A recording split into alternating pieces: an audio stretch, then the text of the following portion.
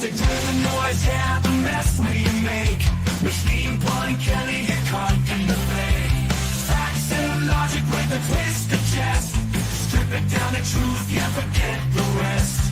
You blows the lies right out of the park. Look beyond the shadows that set the dark. Sparks of laughter fire up the night, bringing clarity when they blur the fight. Cut through the chaos, yeah, the tangled lies. Steve Fun Kelly with a set of clear eyes. Truths and jokes gonna rock this show. Step into light where the real facts flow.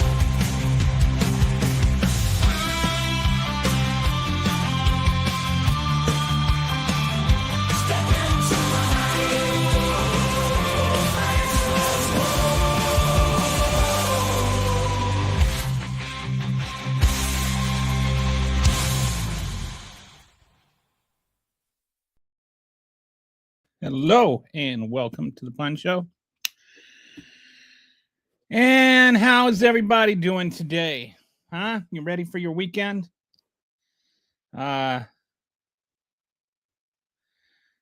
So Chiefs aren't in the playoffs. So actually, to me, it makes the whole playoffs more interesting. Because you don't already know one of the teams that's going to be in the Super Bowl. Anyway, maybe Josh Allen will get his turn this year. So that's my plans. Watch football on Sunday. And I got to catch up with some other work stuff on tomorrow. But other than that, not a big weekend. Hope yours is better. Hope you have something exciting cooking. If you got any family coming over, that's great. So today I'm going to talk about like transgender people. I've been like considering this a lot. And, it's been brought up on the show a few times. And every time MAGA starts losing an argument, they start screaming the word MAGA like they have some sort of hate Tourette's or something. I don't know what else to call it. But they just feel like, if they scream the word trans enough, then it'll make, the boogeyman logic go away. So I want to talk today about trans, what it really means to be trans. Is it a choice or is it, like I kind of like the expression, it's not their fault, they were born that way. I have issues with that too, because it implies that there is a fault to be had. Anyway, I want to discuss a lot of things about being transgender. I'm not transgender. I wouldn't be ashamed if I were. I'm just not. But anyway, want to talk about that, and I'll spend a lot of time talking about that today. And feel free to comment. And if you have arguments or rebuttals or you want to yell at me, that's fine. And I really will try to respond to all your questions as honestly and forthcoming as I can. Just kind of, there's a process where I'll be going through things one at a time. So it might not be right away. I might wait until I get to that particular chapter. And I also just ask that you be respectful. That's all. But before we do that, I want to show you. Hi. I want to 250th anniversary on July 15th. Pledge to get. You've probably seen this video, but I just want to get your feedback. In my campaign for president, I pledged to give America the most spectacular birthday party the world has ever seen for America's 250th anniversary on July 4th next year. Already we've had big celebrations to commemorate the 250th birthdays of the Army, the Navy, and the United States Marines, but there is much, much more to come. We're going to have a good time. As we ring in 2026, Americans across the nation will see the iconic Washington Monument illuminated with festive birthday lights to honor the start of this historic anniversary year. Then from June 25th to July 10th of next year, we will host the Great American State Fair on the National Mall, featuring pavilions from all 50 states, highlighting breathtaking innovations and celebrating America's exceptional history and culture. All right, we don't need to watch the whole thing. I just kind of wanted to give. He's going to go on. He's going to talk about the Patriot Games and all of that. But, part of it is just like the whole way there's this kind of way that he's taking credit for, the 250th anniversary happening while he's president, and so somehow he made that happen or whatever. But setting aside all of that stuff, am I the only one that feels like this video is AI? Like it seems so AI to me. And I don't want to start conspiracies or anything, but I just wonder, and does anybody else feel that way? It doesn't, it's, if I didn't know it was real, I would say it was AI. And I know that the White House really put this out. Everything he's announcing is really happening. I'm not saying it's fake news or anything, but it's the video itself AI. And if it is, why? But anyway, just had some thoughts on that and wondering if anybody else had them. So if you do, go ahead and hit me in the comment section. If not, no worries. All right, so now I'm not going to skimp around a lot. I'm just going to start diving straight into the main topic for today because there's actually quite a bit to cover. And I'm really, whoops.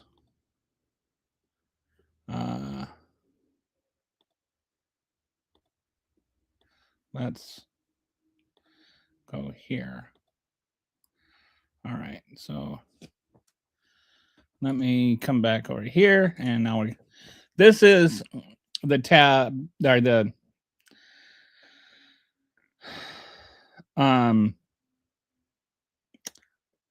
deck that I made today to cover all this. What's up? What's up there, Double G, the Guardian of Green? So, whoever you are, the first thing I want to do is just start from a medical standpoint or a scientific standpoint. What is transgender? And I know there's some people that really feel like it just comes down to whether you have an innie or an outie. Like it's really, that's all there is to it. But most medical professionals do not agree with that. And there's a reason why. And it's because who you are is not fundamentally down to whether you have an innie or an outie. Who you are is defined by more than anything your brain. And so I was thinking about there was this Netflix series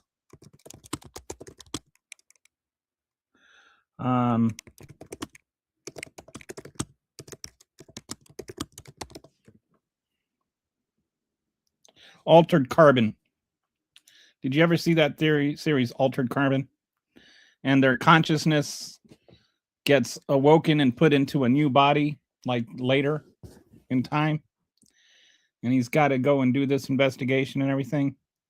So let's say that were to happen to you. Let's say your consciousness were to be placed into a different person. Would you be that different person? Or would that different person be you?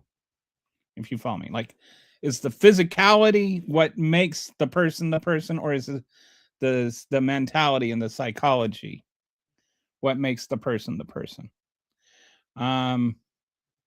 I think most people would say that it's the mentality and the psychology. So if your mentality and your psychology does not align with your physicality, which is wrong? And is it that one or the other even is wrong? Is it just different? So wanted to go into some of the medical research into this and have an honest discussion. Are you transgender? I am not transgender. Doctors are a joke hell with big pharma, and people still listen to these fools. Masks don't work. I can't believe people wear them stupid things. Sheep. Okay. That's quite a lot of nonsense. All right. So let's go to There was a study that came out in 2022, and I found this one really interesting. And I hope that everybody can like really actually consider what's going on when I talk about this. They studied like 800 people's brains and 803 brain scans. And they showed well, I'll just read through it. 2022 whole brain dynamics study finding 4 distinct brain phenotypes exist: cis men, cis women, trans men, and trans women. And so I found this interesting because I think that too often we lock into this idea that cis men or that trans women are men who think they're women, and they think like women, and therefore they're trans. And then some people say, that that's okay, and some people think that that's not okay. And I'm not here to make an evaluation of whether it's okay or not. I'm just here to point out that apparently, according to these brain scans, the brain's functions showed 4 different kinds of images: cis men and cis men and cis women, and then trans men and trans women showed 4 different kinds of images. Like there's 4 phenotypes. It's not like a linear scale. It's more like a 3-dimensional cube. And everybody fits somewhere on that cube. And that is your gender, according to the way your brain thinks of you. And, like, you cannot ask somebody to just decide to make their brain different, because your brain is who you are. You can no more ask a transgender woman to become a cisgender male than you can a cisgender male to become a transgender woman. The distinction in the brain, the just the failure to even comprehend how that would happen if you're a cisgender male is identical to how the reverse would happen if you're a transgender woman. So let me just read through this, and then I'll show you something that I worked on. So trans women have female. It's not that trans women have female brains or trans men have male brains. Trans people show unique brain patterns that simply don't mirror the opposite sex. So what we know about gender identity neurobiology, that first of all, brain sexual differentiation may occur in utero, influenced by hormones. So what that means is, like, when your body is first forming, when in the uterus, when your fetus is developing, first fate decides whether you're going to have an innie or an outie. And then after that's determined, later on, your brain starts developing, and your sexual orientation and your sexual identity starts forming in the uterus. But it could develop differently than for some people than others. And it can develop differently than what your innie or outie orientation was.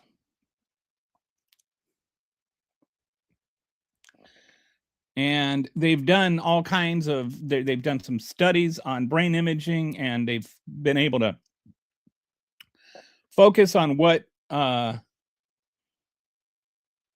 areas of the brain are different. And what they haven't determined is what the correlation is or what the causation is. We know that there's a difference, but we don't know why there's a difference. And we don't know if the difference comes from just uniquely biological variables, or if it can be cemented by sociological variables, and whether or not that's healthy or unhealthy for the person, if it is. So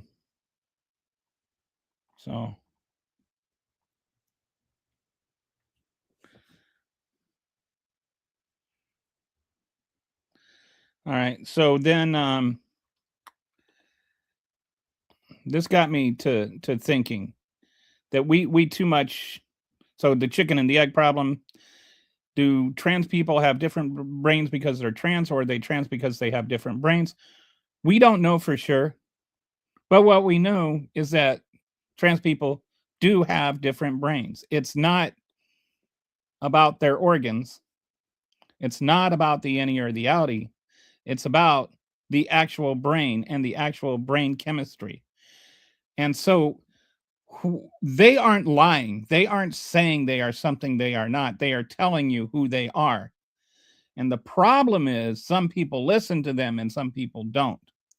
The only problem with trans people is that some people don't listen to them.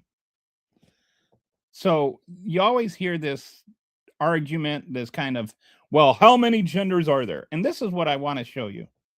You know, if you start thinking of it as a four-dimensional thing, then it becomes a cube. It's not a line. It's not like male and female, and then, you know, like you're born a male and then you move along.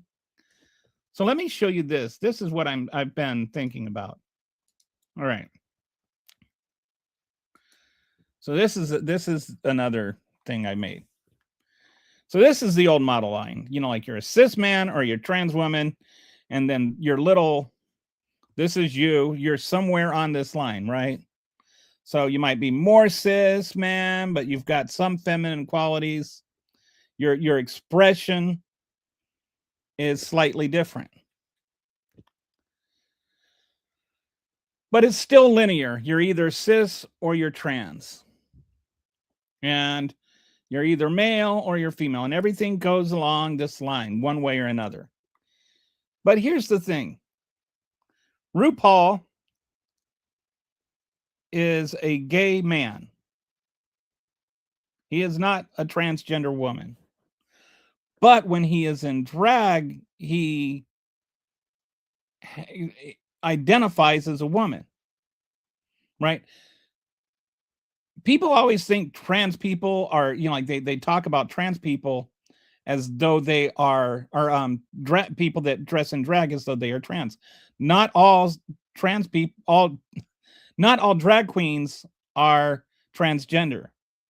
Believe it or not, I know some people have told you that, and I know you've seen like the pictures of the grainy pictures in libraries and whatnot, but not all drag people are trans.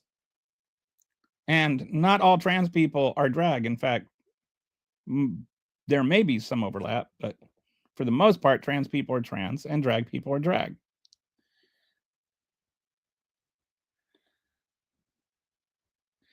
Wait, what? I think you're talking about what I just said. Yes.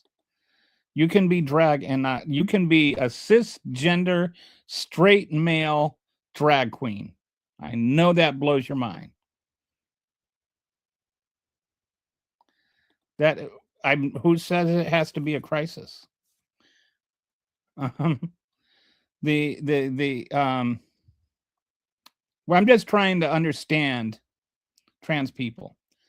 So anyway, so I started thinking about it. If you have like these four, you've got you know, like male, female, and then you've got like your trans male, and you've got your trans female, and you start thinking of it like a cube where your three dimensions are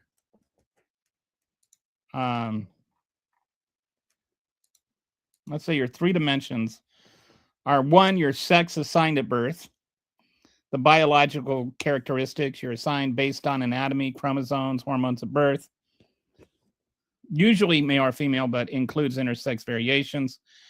And, you know, there's some people that want to include, you know, like only transgender, you know, like want to reduce intersex variations where, you know, like you've got an innie, you've got your outie, but it's like not quite out. And so it's kind of a sort of innie, and it's kind of, or you got an innie and an outie, or, you know, like the intersex variations are where your actual genitals, there's some confusion going on there. And some people want to say all transgender is just that, and that everything else is transgender is just some sort of made up dysphoria that they're just faking it or something. So there's your sex assigned at birth. There's your gender identity. It's that's your internal, deeply felt sense of your gender. This is what your brain tells you that you are. This can be a man, a woman, non-binary, or other identities, like however you see yourself, and that's your gender identity, and that is who you fundamentally are. But then there's also your gender expression. How do you present your gender to the world? Through clothing, behavior, mannerisms, voice, etc. This can be masculine, feminine, androgynous, or fluid. So you could be a tomboy and a cisgender straight girl, or you could be a butch lesbian, or you could be a transgender butch lesbian. There's all kinds of different things, and then you start putting labels on them. But I would say everybody has their own place in the cube to some degree. And so when people ask how many genders are there, I would say there are as many genders as there are people. At what, like you have a certain level of how much you express masculine traits and how much you express feminine traits. And there may be a difference between how you express yourself and how you perceive yourself. For instance, some of these MAGA men see themselves as being much more manly than they really are. I'm not going to mention any names like Ben Shapiro or Tim Pool or Tim Pool or Tim Pool. I don't know why I keep saying Tim Pool. I can't seem to stop it. But anyway, you got these men that think they're super, super alpha men, but they're actually little wussies. All right. So then you can have people that have a strong gender identity, but their gender expression is actually not quite as alpha as they think it is. So you can have a variation between your gender identity and your gender expression. And to some degree, your gender expression might be a choice, but some of it might not be. You can have mannerisms and things that are more effeminate than you intend to, or more masculine than you intend to be. There is an infinite number of possibilities of how all of these things can line up. And so that's why I started thinking of it as more of a cube than a linear sort of line.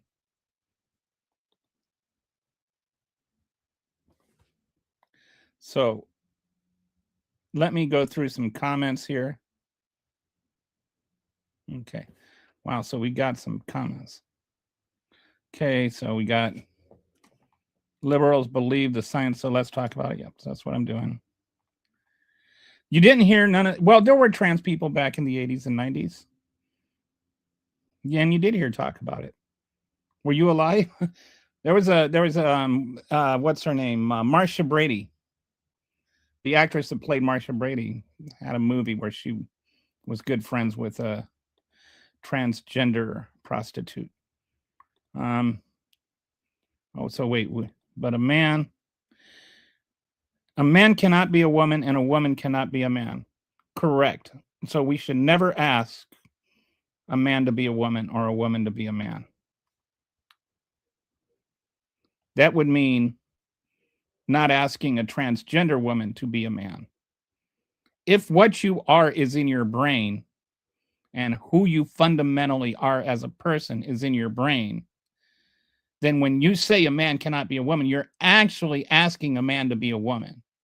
You're asking them to change their mind to mollify your opinion. You're trying to make their identity about you. And you're asking them to do what you have just said is impossible. The idea that drag equals trans is very bizarre. Well, the thing is whenever you end up talking about trans people on Twitter, or on social media, they end up showing you these drag queens reading to kids in a library to prove their point. So I think there are MAGAs who are very confused and think that any man, and you see, like, about the trans bathrooms, and they'll show these cartoons where a guy with a beard and a dress walks into the bathroom and starts raping women or something like that.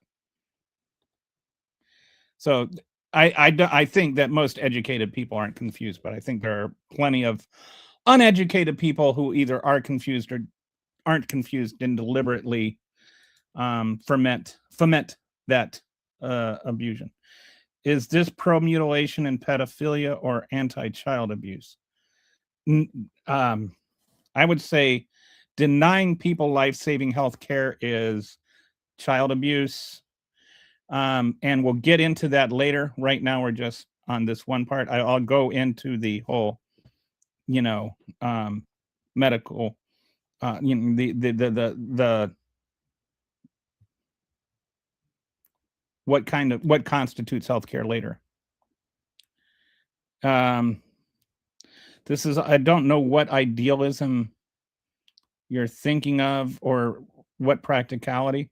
This is just reality. That's all it is there are different brains. No, there isn't. There really isn't. The only real exception is from Africa. That's an opinion, but that's not an opinion that's informed. Like, they have done brain scans of 800 people and come up with different results different than what your opinion is. So I can either take not so private playlist 1771 from YouTube, I can take your opinion, or I can take an actual peer-reviewed scientific study. No offense, but I'm not sure that your opinion matters here. I don't think that this is a very successful. I don't think that trans people exist to split the LGBTQ voting bloc apart.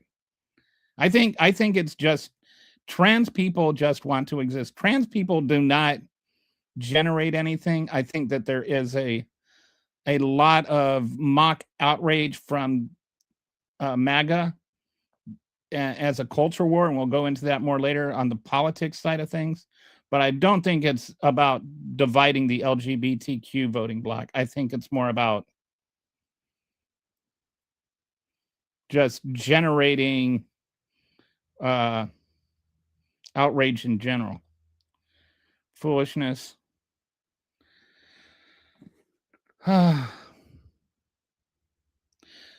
This is just a lot of ignorance right here, and I'll get to all of that later. I don't want to go into that before I'm ready. I'll just say for right now, underage sexual reassignment surgeries don't really happen. These bunch of weird punts went way too far. They got us all to leave alone. They got us all to leave alone, but they wanted more. They wanted our blessings, and they wanted. I don't think they wanted anything at all from you. I don't think that they're doing anything at all. I think that what's happening is that there is a significant chunk of people who have just made them into a boogeyman and then blamed them for being the boogeyman. I don't know what transgender people have done to make all of this happen.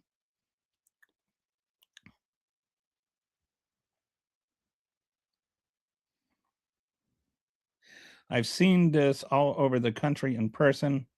It's interesting to me to see who points what fingers where. It's all neat thought exercise, however, also a waste of time. Well, it's a waste of time to somebody who, like, it's not a waste of time to you if nobody is trying to outlaw your very identity. Like, to the person who is being outlawed, this is not just about politics. It's not about games. It's not pointing fingers. It's just wanting to exist as your brain tells you that you are. Yeah. Yeah, I think the toxicity around them does, and I think that toxicity is generated in order, like deliberately. And there are some people I know that are LGBT, that are LGB but not T, you know. And I don't understand how, considering some of the people that I know and have heard say like really hateful anti-trans things that are lesbians, were around when the fight for gay rights and gay marriage and things like that. And now they make the same sorts of arguments against trans people that were made against gay people.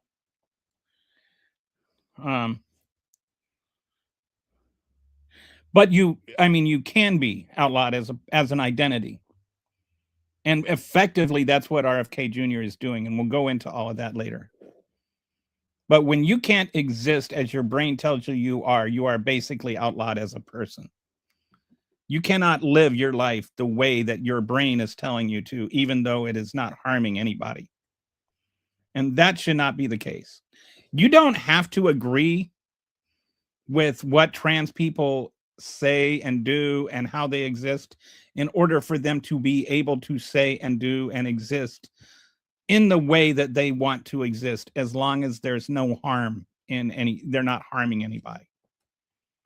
All right, so let me go on to the next part of my tab here. All right. So we'll go into what constitutes gender affirming care now. This is, somebody had just brought this up. So gender affirming care, and this is like the American Medical Association supports gender affirming care. The American Psychiatric Association supports gender affirming care. The American Academy of Pediatrics supports gender affirming care. And the Endocrine Society supports gender affirming care. Basically, the entire medical community supports gender affirming care. All right. So when you say things like mutilation and stuff like that, you need to actually do the research and study what actually happens before you start just spouting off, because you've got like the entire medical community saying otherwise, and you can sit there and just say, well, that's the medical community, what do they know? Well, they know more than you. All major medical organizations agree gender affirming care is the gold standard of clinically appropriate care that can provide life-saving treatment for children and adults. So what does it constitute? What actually is gender affirming care? It starts with just social transition. And it's not like Donald Trump said, where, Bobby goes to school one day in second grade and he comes home Sally because some teacher told him he was trans. That doesn't happen. Put all the silly notions aside. If you think, oh, I can't believe they would do that, then maybe don't believe they would do that. Usually, in most cases, there will start with just social transition and just simple things like having your name changed to a gender appropriate name, pronouns, clothing, presentation, just having Bob be able to exist as Sally for a couple of years. Call Bob Sally. Affirm Sally's identity. Call her a she instead of a he. The more family structure they get, the more happy they are as people. And then you can try mental health support. You can have, typically they go to mental health support, not so that they can get counseled about like why, like I think sometimes people think gender dysphoria means that this is what's wrong with your brain, that your brain is interpreting your genitals wrong or something like that. Gender dysphoria is not thinking that you're one thing than another. Gender dysphoria is the discomfort caused by the identity in your brain and the identity in your genitals not meshing. All right. And so you need counseling to work through all of that and to be affirmed that it's not your fault. So then what happens is these kids start hitting puberty. And while I know that in the MAGA-centric world, there is a lot of disinformation about it. And when I say disinformation, I also mean, things that RFK Jr. is saying. All right. Puberty blockers are temporary. They can be reversed. But if you don't want them to, if you end up not wanting them to be, which is the case most of the time, they don't have to be. You can, like, if you have puberty blockers and you're a trans boy like my nephew is, then he got puberty blockers. He never developed breasts. He's about to turn 18, and then he can get surgery once he's 18 if he chooses. If he decides at some point, no, I was all right as a woman, then he can just stop taking his puberty blockers or his puberty blockers and just go back to being a woman. It's not it's reversible. It's not irreversible. There is hormone therapy where they start after a certain age, they start getting the hormones that they would be going through puberty with if they were the other gender, so that they can start, if it's a trans male, they can start getting, facial hair and things like that. And if it's a trans woman, then she can start, going through her own puberty process. Of course, she's not going to have periods and things like that. And nobody thinks they are. Like these little gotcha arguments are dumb because they're not getting you because nobody thinks that way. What we do think is that the brain is operating differently.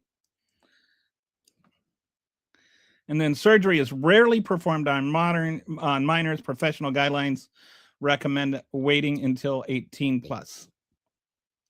So this notion that this is being forced on children below 18, that's not true. And all of these steps with the puberty blockers and everything, all of those things require that a physician monitor you along. Most of the time, there's like a 2-year period where the with psychological counseling and stuff like that, nobody is rushing into these things frivolously. But you can say, well, what's the harm in waiting? Okay, well, before we do that, let me go. We have some. Okay. Okay.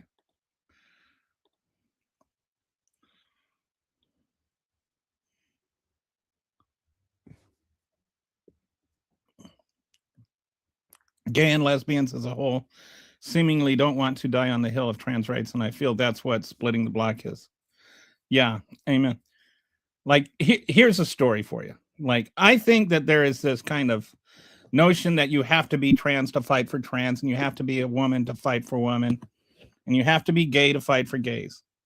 When I was in the Air Force in 1989 and 1990, this was before Don't Ask, Don't Tell. This was like where you could get court-martialed for being gay in the military. And I had some friends that were gay. And one day, one of them hit on me, and I'm like, no, I'm not gay, And a couple of days later, another friend who was gay hit on me. And I said, I'm not gay, but, this guy is, if you're interested in him. So the next day I'm at work and I get called over to the OSI, the Air Force Office of Special Investigations, which was like the Air Force version of NCIS. So I go down there. I have no idea what's going on. And apparently they were running a sting operation to get the gays. And they wanted me to testify against the other gay guy that I had,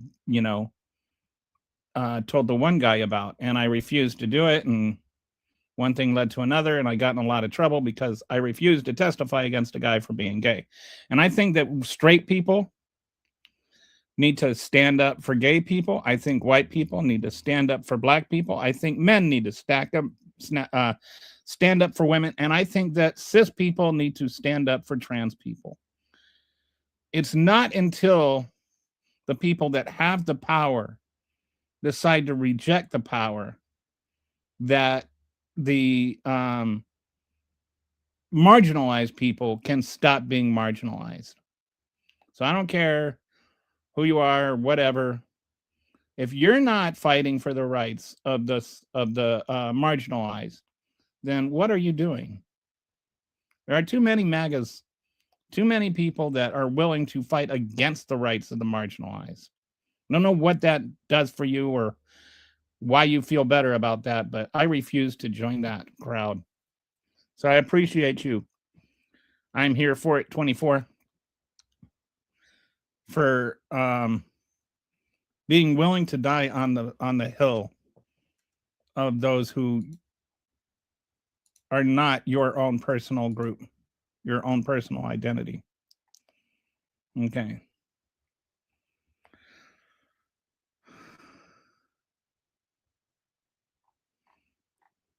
So now let's talk about the difference between gender and sex, because this is, the dumb, define a woman, define woman, like that kind of nonsensical, moronic, stupid, gotcha question. I hate that one. But like, what is a woman? Like, what is the difference between a man or between a sex and gender? Sex is a classification based on anatomy, physiology, genetics, and hormones. Its components are chromosomes, gonads, hormones, internal, external reproductive structures, secondary sex characteristics, and common categories, male, female, and intersex.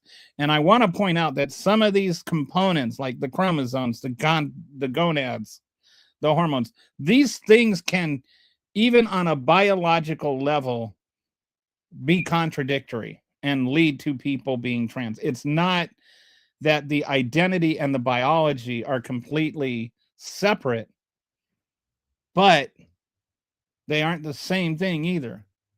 Gender identity is the socially constructed roles, behaviors, expressions, and internal sense of self. The components of it are gender identity, your internal sense, your gender expression, presentation, your gender roles, societal expectations. So if you're an alpha male and you present yourself in a certain way where you're trying to show how manly you are, that's your gender identity. That's no different than a transgender woman. It is still the identity that you project. You just think it's different because in your mind, everything lines up. Everything is uniform. Everything is where it should be because it's you. You can't understand how somebody else could be different because you're so locked into your perspective that you think that everybody must have that perspective. But I once had a friend tell me that everybody you think is peculiar thinks you're peculiar. And that really kind of hit me. You are as different from everyone as everyone is as different from you. Your perspective is your perspective. And if you think somebody else's perspective is extreme, they think your perspective is extreme. There's no one person that gets to define what is normal. Everybody's just different from everybody. And that's why I point back to that little cube thing. Everybody has, in a sense, their own gender because everybody has their own identity. Who you are in many ways is your gender. And so you can't ask people to change their gender, their perceived gender, not their sex. You can't ask anybody to change their gender any more than you can ask them to change their identity. And you can't ask them to change their gender or their identity any more than they can ask you to change your gender or your identity.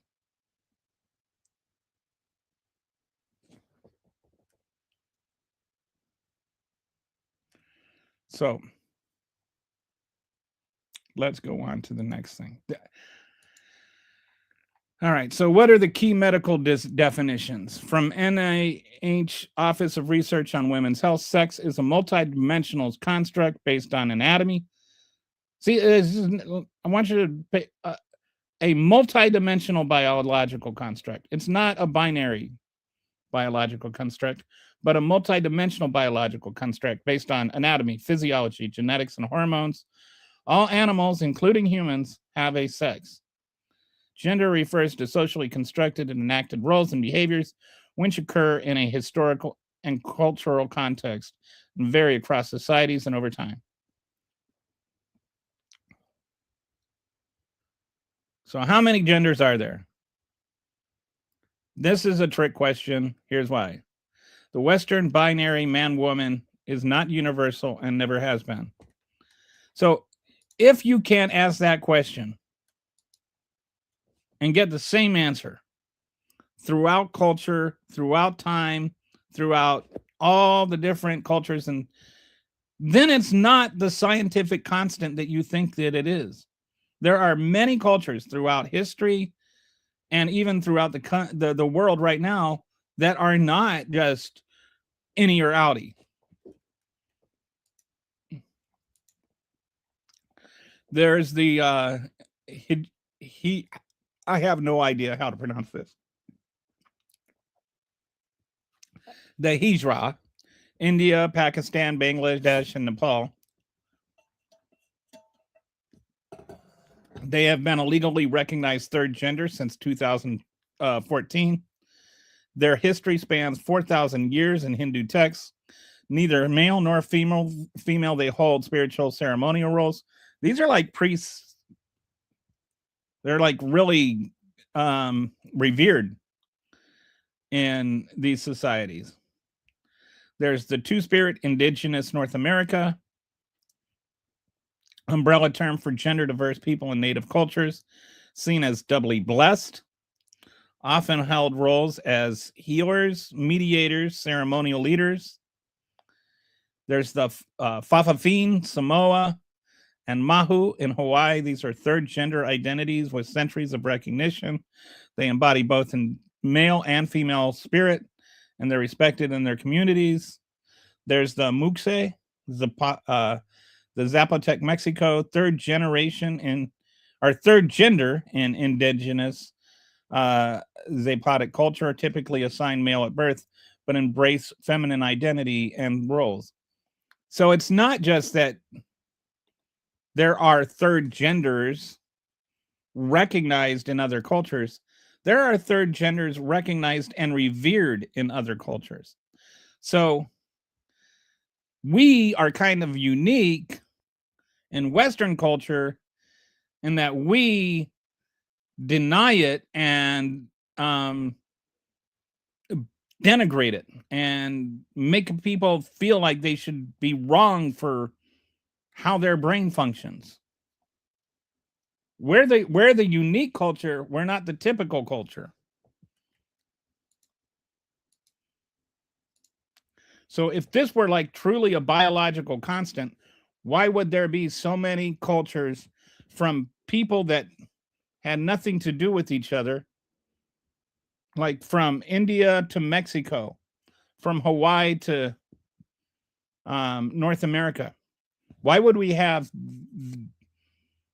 this kind of culture in so many different regions? There was no cross-pollination going on.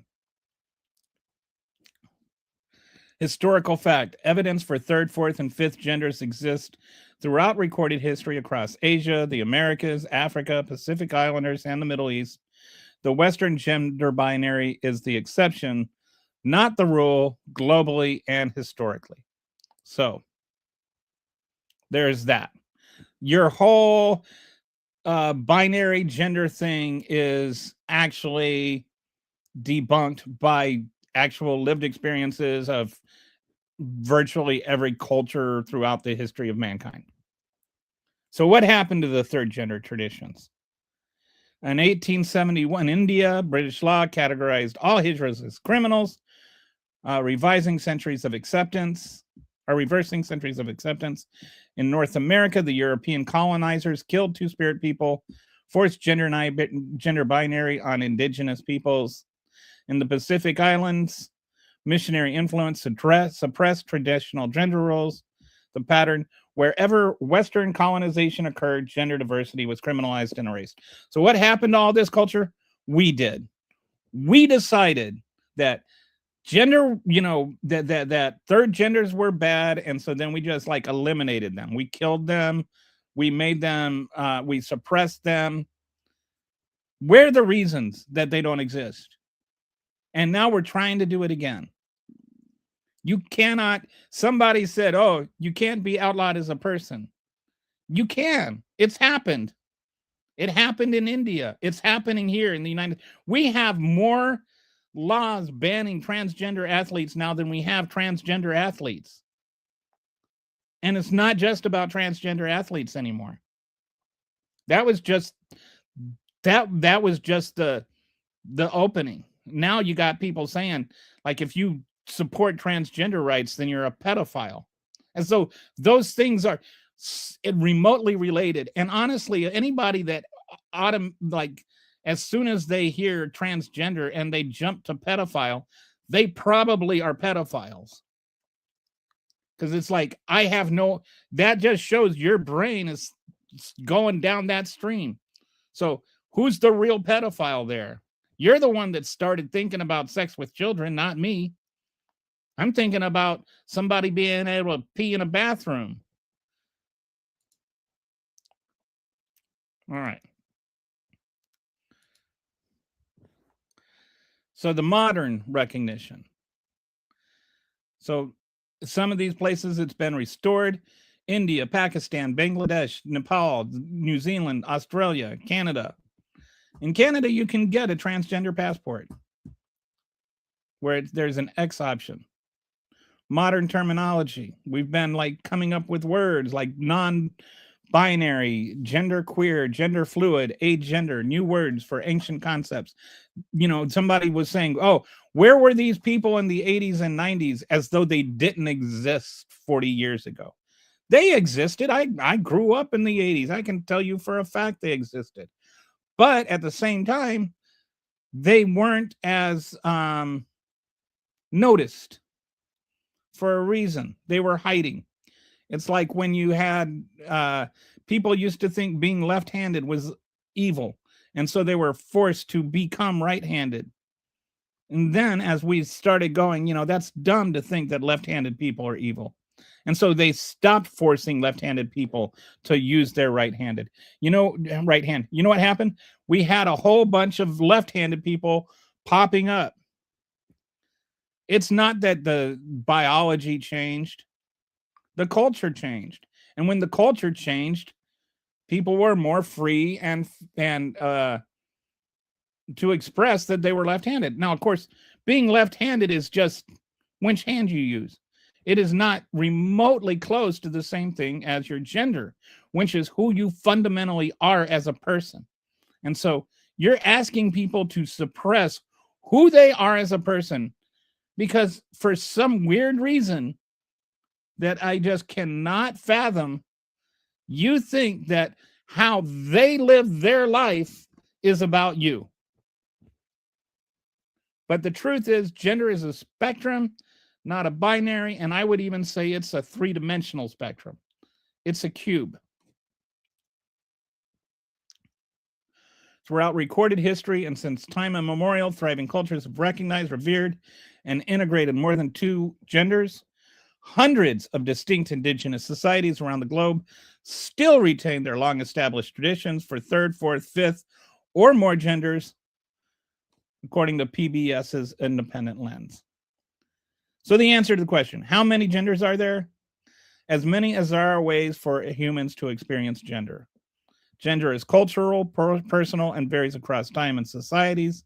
Asking how many is like asking how many personalities are there. The question misunderstands what gender is. And this is where I say, please read. Like, don't just argue. Sometimes I think, and I see this on the left, on the right, in the middle. I see independents. I see people that are too proud to vote, that want to sit there and they just want to condescend. And I mean this across all kinds of issues. You got people that just have opinions and they want to have their opinions respected and they don't want to respect anybody else's opinions, but nobody wants to learn. Like, actually learn. I plead with everybody. Please learn. Learning is the greatest human achievement. And if you don't know, learn. And I'm always willing to learn. I'm always willing to consider other perspectives. And if you have one, go ahead and show me something to think about. But just no, it's not, you libtard, is not asking me to think. It's asking me to not think. And it's asking me to not think because you don't want to think. But if you have a valid point, I am way open to considering it. All right. So let me go back here and see if there's. So I think maybe the MAGA's left. Yeah, the MAGA troll machine seems to have departed. Oh, well.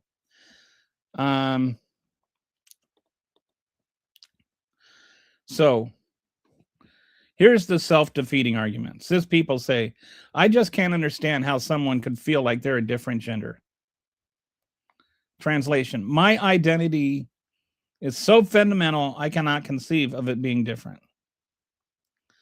They're making the trans person's argument. That's exactly how trans people feel, except their fundamental identity doesn't match their assigned bodies. The point being, if you say that you can't understand how someone could feel they're a different gender, then you should be saying the same thing for them.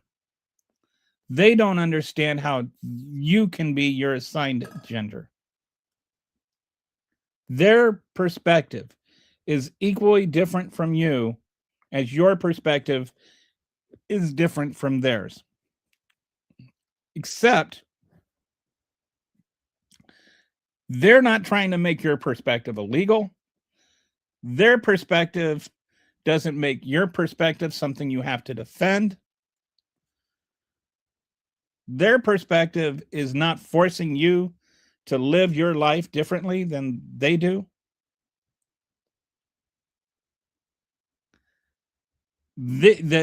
For you to live your life according to your perspective doesn't cause society to push back on you. But what you're doing is you're saying, if you don't live the way I told you to, even though your brain works just the same as mine, it just gives you different signals, then I'm going to make your life hell. So let me ask, you're a cis man? Can you decide to be a woman? Why not? Because that's who your brain is telling you you are. So when you ask why trans people can't just accept their biological sex, it's for the exact same reason that you can't change what you think your biological sex is. The brain functions the same way, just in reverse. We are what our brains tell us we are. The irony is that closed-minded cis people are so closed because they are so much of what their brain tells them they are, and they can't conceive of anyone else's brain working differently. Their inability to conceive alternatives is evidence that trans people aren't making a choice. My point there, the very fact that you can't accept trans people is proof that trans people are real. Everyone's brain creates their sense of gender identity largely outside of their conscious awareness.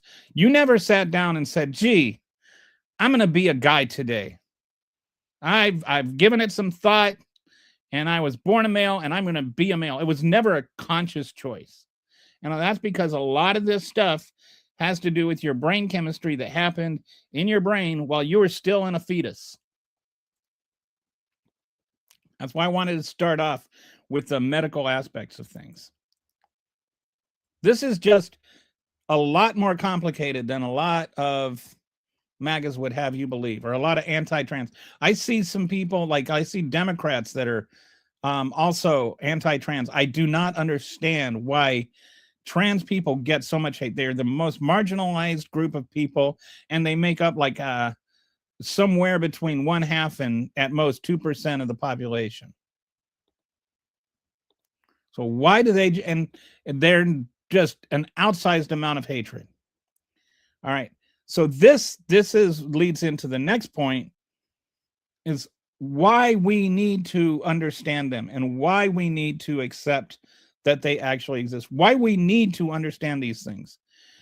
Trans youth suicides attempts, about 40 to 50% of trans kids report that they tried to attempt suicide before they graduated from high school. All right. This is literal life and death. That's 10 times the rate of the general population, of the cisgender population. You're 10 times more likely to try and commit suicide if you're a trans person than if you're a cis person. Now, you might say, well, that's because they're trans, they're crazy, and so that's why they're committing them, they're trying to commit suicide because they're trans, which, if you're looking at it from a scientific perspective, would be a reasonable thing to study and to consider. Is it because they're trans, or is there another reason? Is this a correlation, or is this a causation? And so what they did is they've gone through and they've looked at different societies that are more accepting or less accepting. They've looked at different treatments where they've, like where trans people were accepted or denied.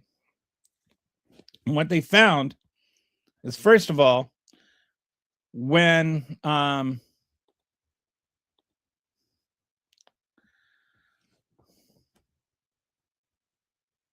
they have strong parental support, affirming their identity, the suicide rate drops 93%. And when the inverse happens, like in all these states, we'll get into this in a little bit, when all these states have geared up all these anti-trans laws, and I'm not talking just about the school laws, I'm talking about things like RFK Jr. right now is doing that will just make it almost impossible for trans people to get care when they're young. This actually amplifies the suicide rate because they're being villainized, they're being ostracized, they're being bullied in schools.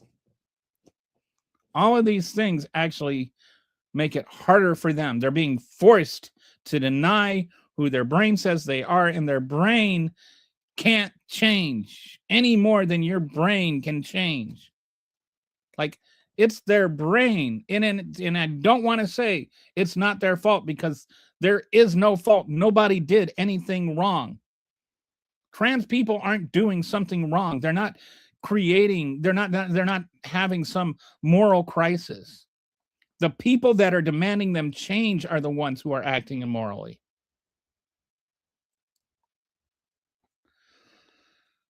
All right. So when you see these places where there's these anti-trans laws, the suicide rate goes up from 7 to 72%, depending on how severe these laws are. So when you try to accept them and help them, they are less likely to commit suicide. When you try to villainize them and ostracize them, they are more likely to commit suicide. So that suggests, and I would even say proves, that the suicide rates are not because they're trans, it's because of how they are treated for being trans. All right. So this, when they're not accepted, There's the baseline risk of like 40 to 50%. When they are accepted, it lowers the risk. When it's the whole family, it lowers the risk. Oh, I'm sorry. Anyway, I think family acceptance means anyone in the family. 57, like if your brother or sister, even if you have an ally in the family, it reduces it. And strong support, which, by the way, one of the biggest support factors trans kids can get is team sports. So in September of 2024, a study for anti-trans laws caused suicide attempts. This is proving that that there's that correlation. 61,240,000 trans and non-binary youth across 19 states that passed 48 trans laws. That's 61,240 kids tried to kill themselves rather than live with the laws that you're passing. So I just want you to think about how evil that is. How can those laws be justified when they are literally causing children to kill themselves? That's not just correlation, that's causation, established using difference in differences design. Suicide attempts increased 7 to 72% after laws passed, with highest percentage increase among 13 to 17-year-olds 2 years after enactment. So what reduces suicide risk? Access to gender-affirming care. When you have access, it cuts the attempts in a year in half. Just having access to care. And when you say gender-affirming care, it doesn't just include, like having a surgery or something. It includes counseling. It includes being able to talk to somebody about what is understandably a very chaotic thing going on in your head. Especially when you're sitting there and you're just trying to watch TV and there's all these commercials coming on talking about how evil you are.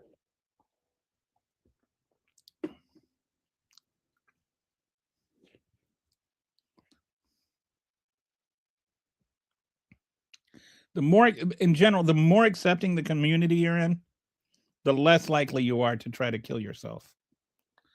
All right, so now let's talk about this sports crisis. I knew that, I guess, nothing scares away MAGAs like stating facts. And as soon as they saw this was going to be factual, they all left. Oh, well. So we're not getting nearly the comments, which I'm actually happy about because I wanted to be able to have this civilly. So there's there's no like transgender athlete registry, but if you were to like take the number of high school athletes and then look at the number of transgender teens, then it would be somewhere around 1,000 athletes. Or, I'm sorry, there'd be somewhere around 1,000 transgender athletes,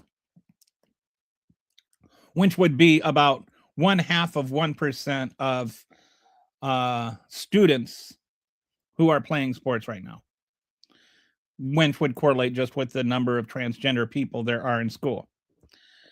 Of those 1,000 trans athletes, 19 of them have won championships since 2017. And some of those championships were the same people, which comes out to 0.0114% of the crisis.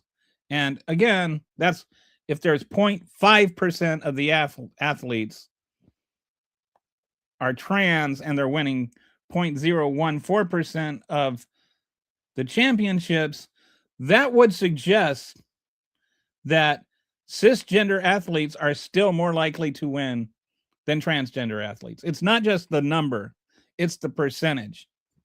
Cisgender athletes, there are very few cisgender athletes that would compete on any level at their own gender. There are a handful. But is that handful and denying their rights or denying their trophies or whatever, is that worth the lives of thousands of transgender people that are trying to kill themselves every year?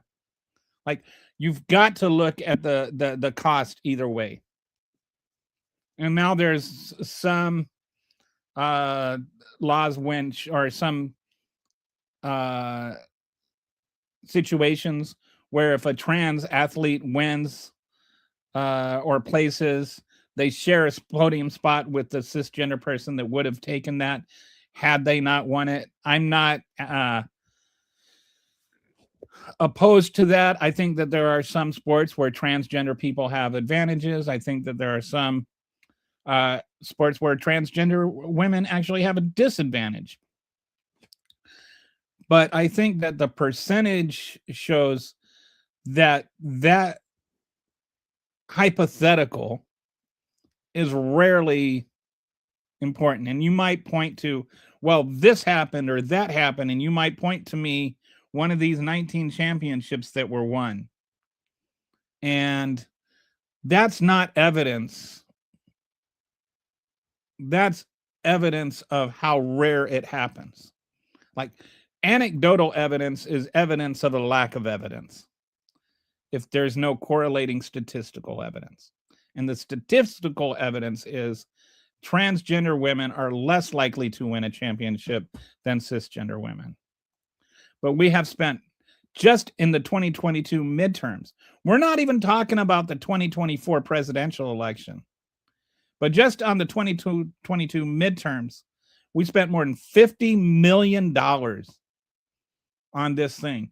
The hostility and the hate and just the denigration of trans women competing in sports is completely out of proportion.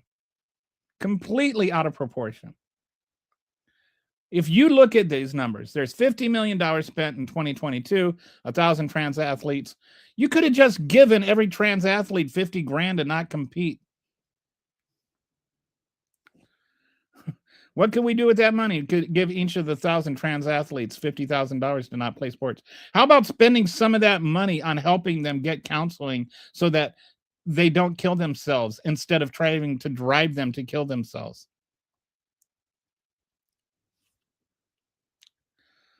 So now let's talk about Leah Thomas, because I know some people are, if you're watching still, you're talking about Leah Thomas, right? This is the person that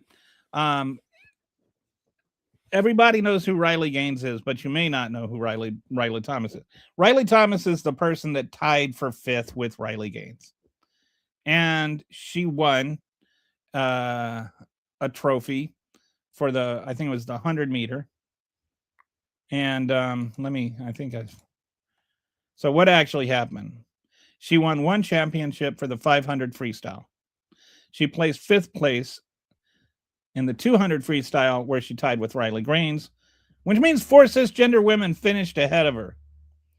And she finished 8th place in the 100 freestyle. 4 cis women beat both Leah and Riley. Nobody in the history of mankind has ever done as much to build a career off a 5th place finish in an obscure race than Riley Gaines has. She tied for 5th. She got a podcast out of it. She's got a book. She's got a speaking tour. She's going and she's giving congressional testimonies. She's got a leadership center thing. And she's like suing as though somehow she were drastically wronged. For every, and other than that one championship, I think Leah Thomas actually had a couple of other wins, but for the most part, she did not have a remarkable swimming career. She wasn't, like the most decorated swimmer in history. She got defeated by trans women or by cis women all the time. Riley Gaines is the only. Name another female swimmer. Name somebody that won an Olympics in 2020. For every one championship won by a trans athlete, approximately 6 to 8,000 were won by cis athletes. If trans women had an overwhelming advantage, they would dominate. They don't. I looked, I could not find, I'm not saying there isn't one, but I'm saying I looked, I couldn't find a single trans female athlete that won a scholarship. I haven't, and Grok couldn't find one, and Claude couldn't find one, and neither could the Google AI. So I'm not saying they don't exist. I'm saying if they do exist, I just could not find who they are. In fact, Leah Thomas was on a scholarship, but she got a men's scholarship before she transitioned. Sadie Schreiner made news complaining colleges wouldn't offer her scholarships because she's trans. And the NCAA policy, starting in 2025, thanks to a certain orange-hued, overgrown fat pygmy, not pygmy, what's some Oompa Loompa, explicitly states trans women assigned at male birth may not receive athletic scholarships for women's teams. So they had to literally make a federal case out of something that was not happening. They literally made something illegal that wasn't happening just so they can make trans women feel bad. And you wonder why they're committing suicide. So what about, now let's talk about the whole bathroom thing.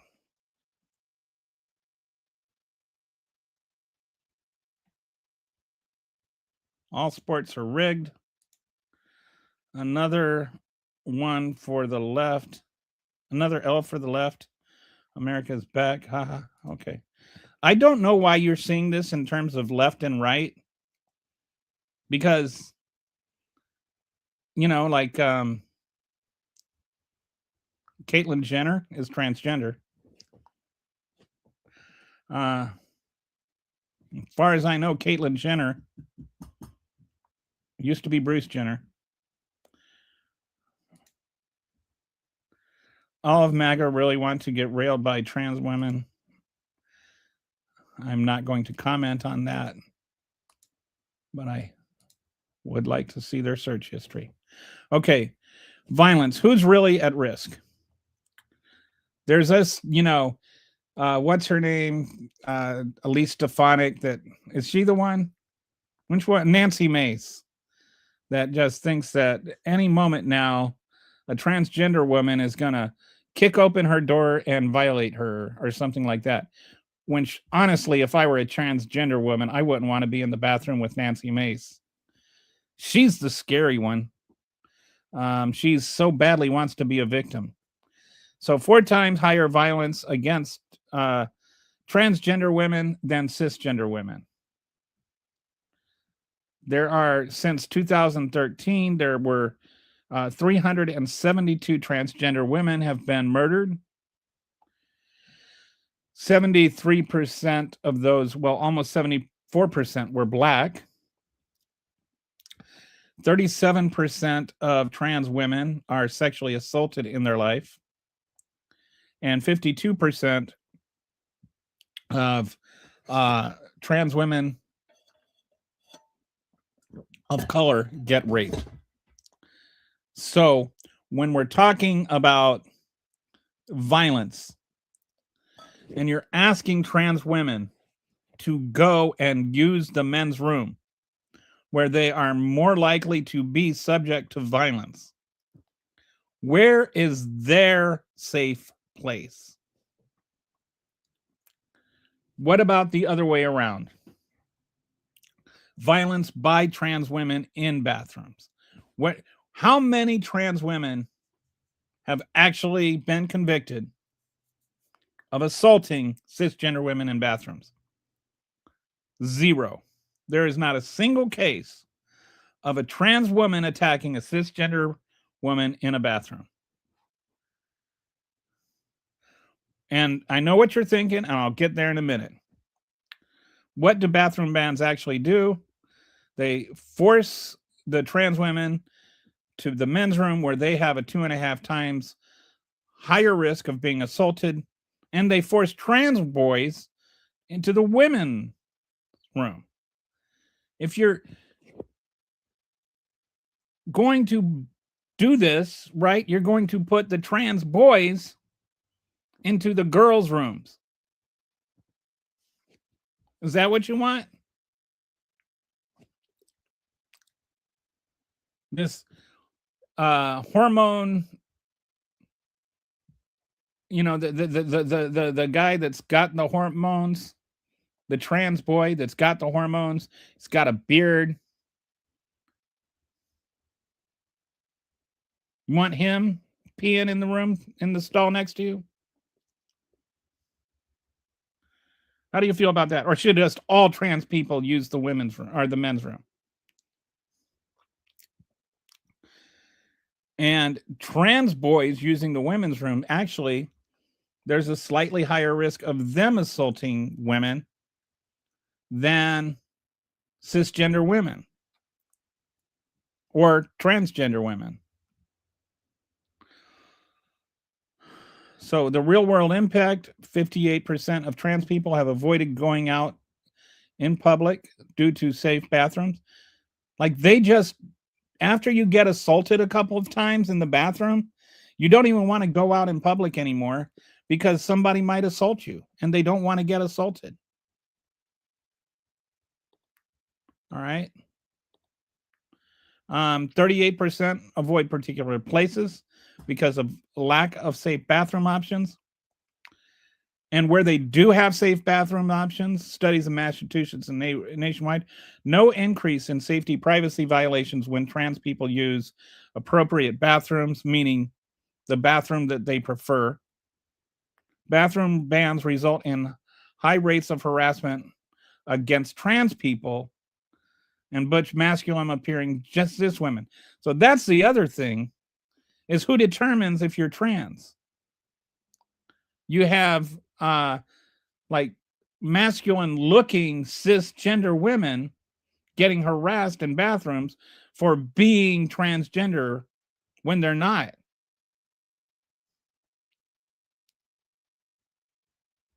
If someone, and here's the thing, it's not like the bathroom law is like some kind of magical force field where if you decide that you're that it can only be assigned by birth, you can only go into that bathroom if it's your birth gender, then it creates a magic force field that keeps anybody out. Like the stalkers and the pedophiles and the psychos and the sociopaths can go through whatever the law is. It's not like they're being held back by the law. If they're going to rape a woman, the idea that the bathroom law is going to be what, that's the bridge too far. Come on, like think about it. That does not protect anybody. It just hurts law-abiding people. Bathroom laws, access laws don't create force fields. Someone willing to commit rape isn't deterred by a bathroom sign or access policy, but they do force trans people into dangerous situations while solving zero actual problems. Oh, thought. So I know that, thought I had the, oh, okay, so I somehow managed to actually. So what about the Loudoun County lie?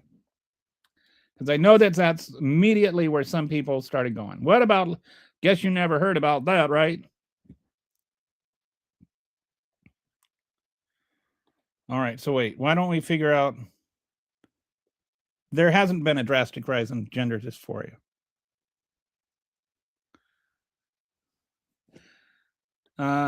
There is no rise in gender dysphoria, just people hopping on a bandwagon. There's no bandwagon or dysphoria or rise in gender dysphoria.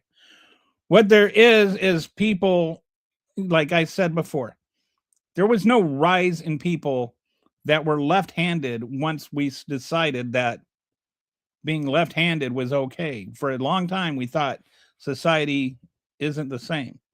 You can go back. There are comparative slopes to the people, the rise in people that are identifying as transgender and people that are identifying as left-handed. The slope is the same. What changed is not that people have gender dysphoria. What happened is that people could have gender dysphoria. You've never heard of liberal Democrats, LOL, the alphabet mafia was raging back in Biden's, and I don't have any idea what any of that has to do with anything at all. Humans have rights. Yes, they do. Blame the school system. The school is... I have no idea what you think they're teaching or what you think is wrong with what they're teaching. But I am going to guess that you don't either. I don't think you have the foggiest clue what is being taught in schools today. I think you just yell things without learning them. Like this is, please, Mr. Trumpster 74. Read a book. Like actually learn what you're talking about instead of just yelling and blaming and being visceral. Like be an honest, decent person. And if you have like an honest, decent point to make, I am more than open to consider it and to contemplate it. But just the school system is a joke. They teach kids the wrong bleep in school instead of teaching them history. They come out of that, they're gay or something. That's just, they aren't doing what you're saying they're doing. That's just, they were trying to get parents to put, okay. They were not trying to get parents to put children on puberty blockers because a little boy picked up a Barbie doll in main news all the time. What happened is people yelled stupid stuff like that all the time because Donald Trump said that it was true. This never happened. This is just nonsense. There was never a parent trying to put their child on puberty blockers because a little boy picked up a Barbie doll. It's just not true. If you have a link to an article showing me a specific parent trying to get their child puberty blockers because he picked up a doll, go ahead, drop the link in here and I'll look at it. But this is made up nonsense. And I am trying to talk about actual, real things here. So please keep this conversation grounded in reality.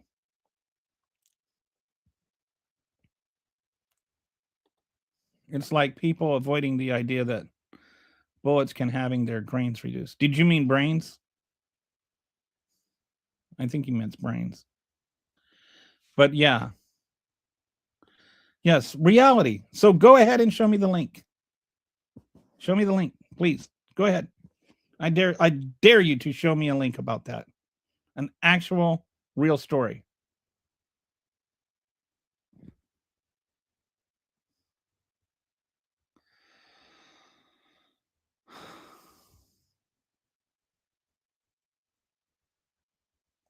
Oh, you're talking about,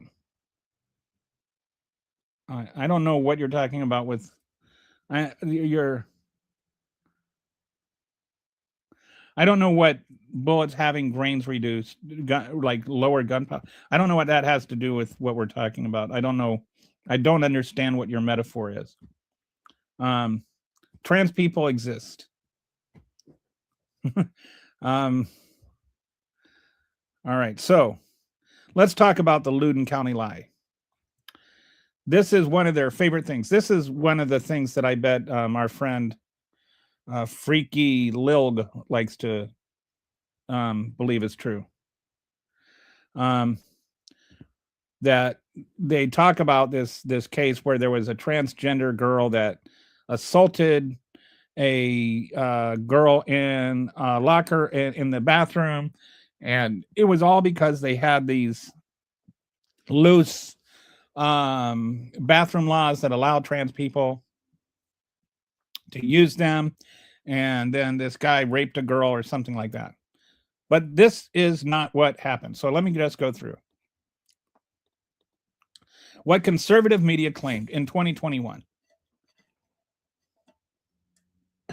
A gender-fluid male student used transgender bathroom policies to access the girls' bathroom. He attacked a random girl. School covered it to push the transgender-friendly bathroom policy. This proved transgender policies are dangerous. Now, setting aside whether or not this would actually prove that, is this actually what happened? What really happened here? First of all, the attacker was not transgender. The mother confirmed it. Investigations found no evidence he identified as female or gender fluid. There was all kinds of, even in the lawsuit, lawyer tried to prove he was a transgender woman. Couldn't prove it. There was no evidence that this attacker was transgender. So that's the first part of your problem with this story, is the transgender person that attacked and assaulted the other girl wasn't actually a transgender person. The second problem is that the attack happened in May 2021. The policy wasn't implemented until August of 2021. So A, the person wasn't transgender. B, the bathroom policy was not in effect. It wasn't trans people could use the bathroom that they chose. That was not a thing yet. This wasn't a random attack either. The victim and the attacker had a prior relationship and had met in that same bathroom for consensual activity before. And this time she said no, and he didn't listen. And so we had a sexual assault. There's no evidence he wore a skirt or a kilt, despite what the conservative news said. The truth is that there was a real problem. This guy raped a girl in school. And then the school board tried to cover it up. Not because it was a transgender issue, but because it was a sexual assault issue. Then he got sent to another school where he raped another girl. All right. That's the real problem. It has nothing. I'm not saying it's not a problem. I'm saying it wasn't a transgender issue. The gross thing is that somebody took this vile thing that happened and made it into a transgender issue when it had nothing to do with anyone being transgender. It had nothing to do with bathroom policies. But for some reason, some sicko right-wing nut job decided that they were going to make this a way to smear transgender people. This was a cisgender male using bathroom policies that banned transgender women from using the opposing women's or using the women's bathroom. And they turned that around and they made it as though it were something that it wasn't, just so they could hate on people that are already hated. The real scandals is that teachers at both schools warned administrators. This is like the teachers saw it coming. There were warnings coming. Teachers at both schools warned administrators about the attacker's conduct weeks before each assault.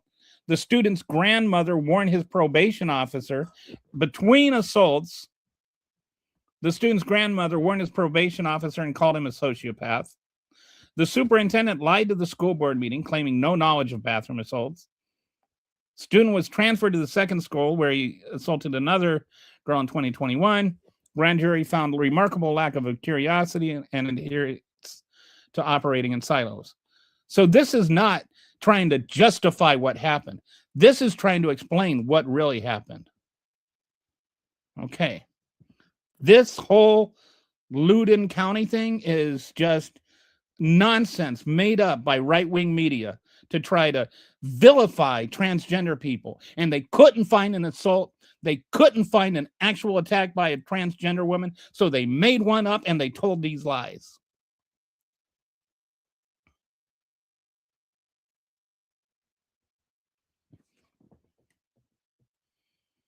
Trans women are men? No, they aren't. These are trans people just brainwashed. Okay. No, they aren't. What? All the way through history, dude. All the way through history. Through every culture, every continent. But freaky Lil Kill, has this perspective that he knows more. The kid raped multiple times in multiple schools and was protected. Yes, and that's terrible. He was a cisgender kid. He was a cisgender kid. So, are you going to make all cisgender kid responsible? You don't even accept reality. The people need to be locked away. Yes, they need to be locked away. The people that were responsible need to be locked away. Making people that weren't responsible locked away is just sick. Doesn't matter if they identify as trans according to the left. I don't even know what that means. Like this is what I mean, like, this is just, I don't care if I'm wrong. I'm just going to blame the left anyway. Okay, there is no transgender. Why is this your? Because the right keeps pushing this as an example of transgender people assaulting women in bathrooms. And it turns out it's a lie. That's why it's my argument. And I'm not saying there are no transgender people. I'm saying that there's no such thing as trans. What I'm saying is that trans women are not men. I'm saying trans women are women. And you can go back, watch the beginning of the thing. I've got this all tightened down and buttoned up. These are facts that I'm stating, not opinions. Your ignorance is not on the same par with my knowledge. That you don't know what I'm talking about does not mean that I don't know what I'm talking about. So do cows, but they don't brag. Okay, the real problem is saying they identify. No, the real problem is saying if they identify as that, if they identify as trans, they are trans. Yes. That's what makes them trans. I can't tell what this. You're confused because your brain is not able of accepting things. All right, so now we're just getting into slurs and cussing. There's two genders. No, there's not. Okay, in the US and UK, women in prison have been rated by trans women. You know what? In the US and UK, women in prison have been raped by men. They've also been raped by women. You're talking about prisons, dude. Prison rape is not just isolated on trans women, on cisgender women. Guards rape women in prison. What do you think that the word prison rape just got invented last year? Okay, so now we're just getting into crude stuff. Nope, the left says that even if they identify as trans, they're trans. He doesn't identify as trans. That's the point. He doesn't say he's trans. You're dealing with some exceptionally stupid people, I assume, on a vertical feed. Yeah. Interesting. I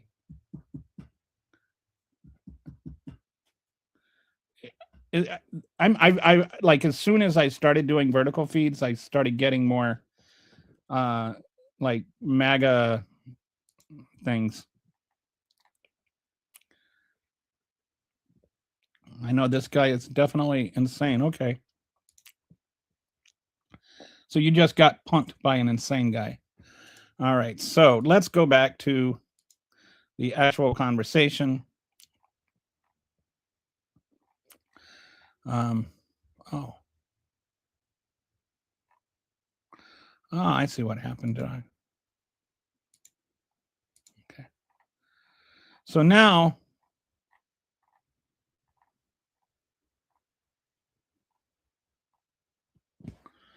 the bottom line, like here's the,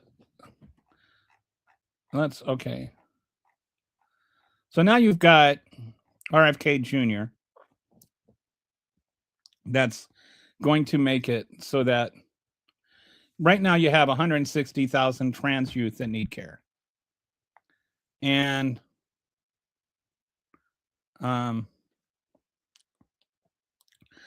RFK Jr. is basically going to ban transgender care for youth. And this is against the overwhelming majority of medical and scientific advice worldwide, including America. Every major medical advisory committee, every single study that's been done, there's absolutely no medical reason for his decision. But he is going to make it so that if any hospital, any facility gives gender affirming care for anyone under 18, that includes even counseling,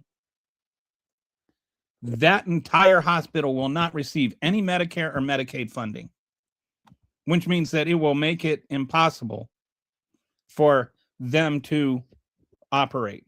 He's basically just making it impossible for kids to get transgender care that they need, life-saving care. And if they do it and they lose funding, then their hospital goes under, and then you don't get cancer care, and you don't get care for heart surgeries, and the hospital closes down. Anybody can, like, you'll just have people die if they provide care that is medically necessary for trans kids.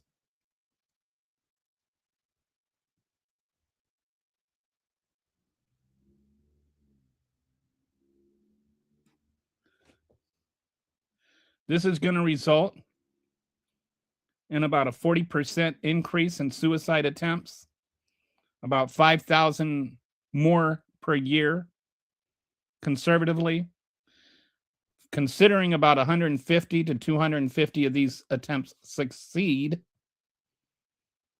or about 3 to 4% of these attempts succeed. That's going to be like another 150 to 250 kids that die every year because they cannot get this care.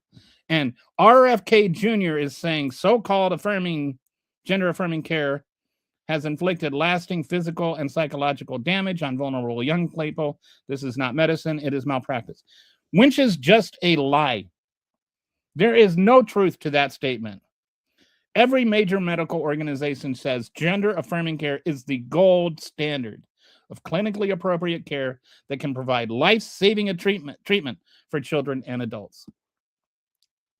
What he's doing is effectively barring trans children from getting the care they need to save their lives. It's not might bar, it's will bar. It's not some care, it's all medical gender affirming care. You can't even go and talk to a counselor without getting the hospital shut down. It's not in some places, it's nationwide.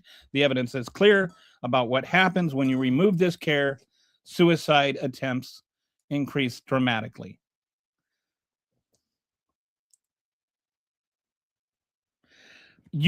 Hey, dude, go ahead and ask me a serious question, but nothing you have said but so far is remotely serious. So you think it's good that children die? Why don't trans women fight to be in male bathrooms? They do. Trans men do fight to be in male bathrooms. It's not life-saving care. Yes, it is. The numbers don't lie. When you provide health care, when you provide gender-affirming care, the suicide rate drops 93%. That is saving lives. Gender affirming and care is child abuse. It is not child abuse. You have an opinion for something you do not understand and have no curiosity about. You are not a medical professional. You are not in any way qualified to have an opinion on this. You can have one, but I have zero respect for your completely uninformed, belligerent opinion. All identity politics is okay. How is hating transgender people not identity politics? Or, what makes yours not identity politics? They're not hurting kids, they're saving their lives. This whole administration is made up of arsonists, criminals, and scoundrels. How are these brainworm idiots in charge? I have no idea. You have a guy that literally has a freezer filled with roadkill giving medical advice. I don't know. Why does it need to be pushed? Why does it need to be resisted? If everybody just let trans people alone, we wouldn't be talking about this. I didn't bring up the conversation. I didn't pass like 900 laws. There are more laws against trans people competing in sports than there are trans people competing in sports. I'm not fixated on children's sexuality. And gender identity is not sexuality. That you make it about sexuality is actually indicative of you being the pedophile. You're the one that thinks of children and connects straight to sex. So what is wrong with your worldview that you cannot see children apart from sex? See, this guy is just every comment is about sexuality and being a pedophile. So I imagine that if the FBI ever gets your computer, you're probably going to jail. I hate to see what's on your hard drive. The experts on here who only tune into propaganda machine rhetoric, then come here. So what did I say that's wrong? What did I say that's propaganda? What did I say that's actually subjectively wrong or objectively wrong? Check my music. Okay. Sure. Okay.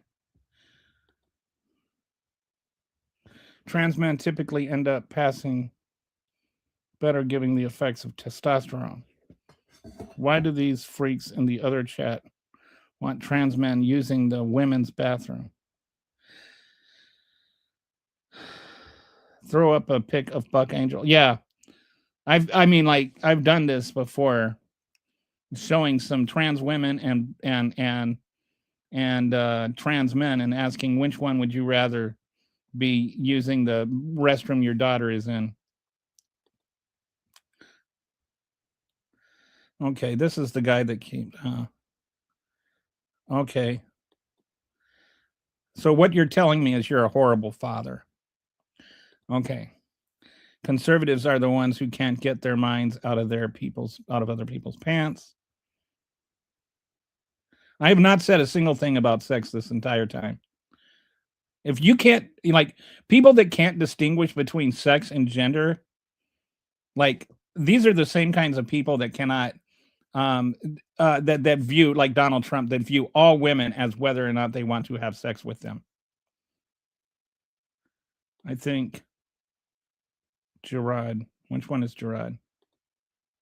Oh, I'm sorry. Sorry, Gerard. I've got a cavalcade of hate. Didn't mean to misread you. So you could use therapy, but you probably aren't self-aware. So that's talking to somebody else. All right.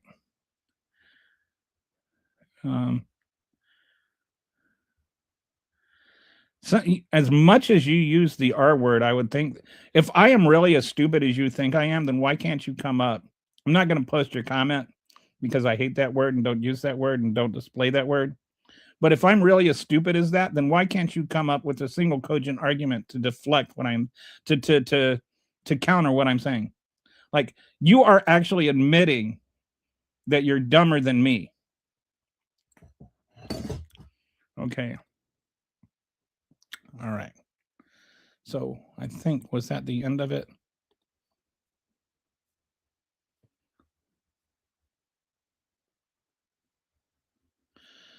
All right. So what's the bottom line? The bottom line is trans people don't owe anybody an explanation for existing. The people who need to do the work are the ones uncomfortable with trans existence. That's their baggage to unpack, not trans people's. So if you want to look at it, this right here is the deck that I was using. And if you want to go, there's links to all that. Everything that I said to confirm. We've got the tampon Tim thing.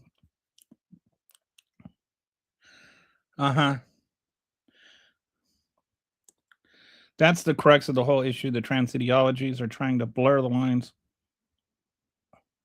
What is trans ideology? Who's trying to make men and women interchangeable? Like, this is all just, I don't even know what to call it. This is like trying to argue that circles have right angles. Like, it's so far outside of the actual conversation, so far removed from what the thing actually is. There's no such thing as a trans ideology. There's not like somebody going, we need to have trans people or something like that. Trans people just simply exist. There's no trans ideology. There's nobody trying to convert people to trans. Nobody's trying to blur lines between men and women, whatever that means. There's just trans people that exist. This is just trying to acknowledge that some people exist outside of your little binary, very self-centered, very limited scope of worldview. You are the frog in the well, insisting that anybody outside the well that sees anything outside the well is lying and filled with propaganda and have this non-well ideology. Again, my suggestion to you is to learn instead of argue.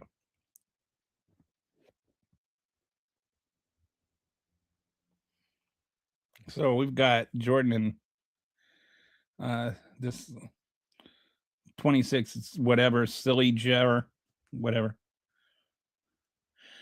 Children haven't had see, this is, tell that to the kids who had their bodies mutilated and now hate their life and want to. Such things never happened. Also, Jesus saves lives, but he doesn't lie. It's an agenda by the NWO to divide people. Did you hear where, and I don't even know what you think, I don't know what the NWO is, or I have no idea. Like, I can't keep up on weirdo, wacko, right-wing, dumb conspiracy theories.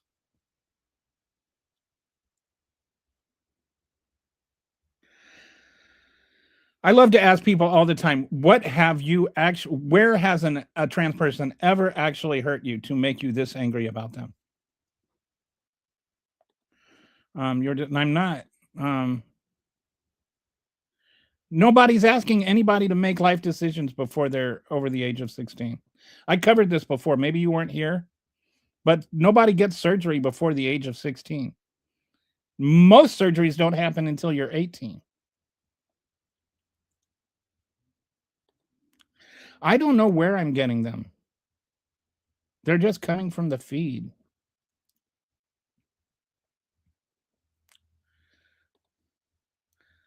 Okay, let me see some.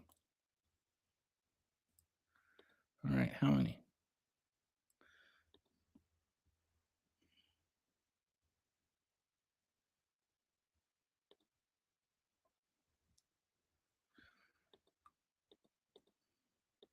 How much time do we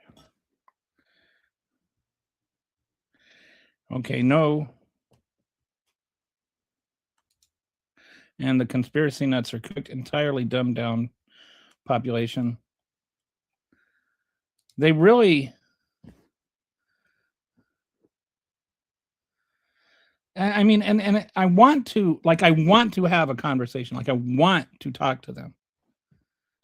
And you get responses like this. Nope, I believe we need to call the BS out. What BS? What? You're sitting there stating things that are not true, and you're saying that you're calling out BS.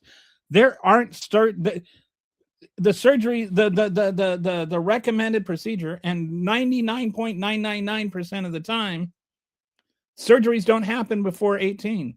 Most states that allow most states don't even allow it. People aren't getting surgeries when they're 7, dude. That's just not happening. That is a made up thing that right-wing liars tell you, and you believe they're right-wing liars because they tell you what you want to hear. This is not happening. Children are not getting transgender surgeries. That's a lie. Visit Oregon. Okay. No, children aren't getting surgeries in Oregon. Stop making. I agree. No, they haven't. Kids have not been transitioned behind their parents' back. I think there was one example, one story where one kid who's sued to be able to get transgender surgery when he was 16, and they lost the parent lost the lawsuit, but the kid did not get surgery until he was 18 anyway. I don't know about several kids. Go ahead and show me the proof. Where's the pudding, dude? Where is the pudding? You can't just say things, because too many things people just say end up not being true. And I go back and I look them up because you're too lazy to do it. And then I find out that nope, this did not happen. This is not a real thing. So if you've got evidence of this happening, show me. But I'm really tired of these lies getting to stand on their own. You put up or shut up. I did my research. All my sources are in the link that I sent. I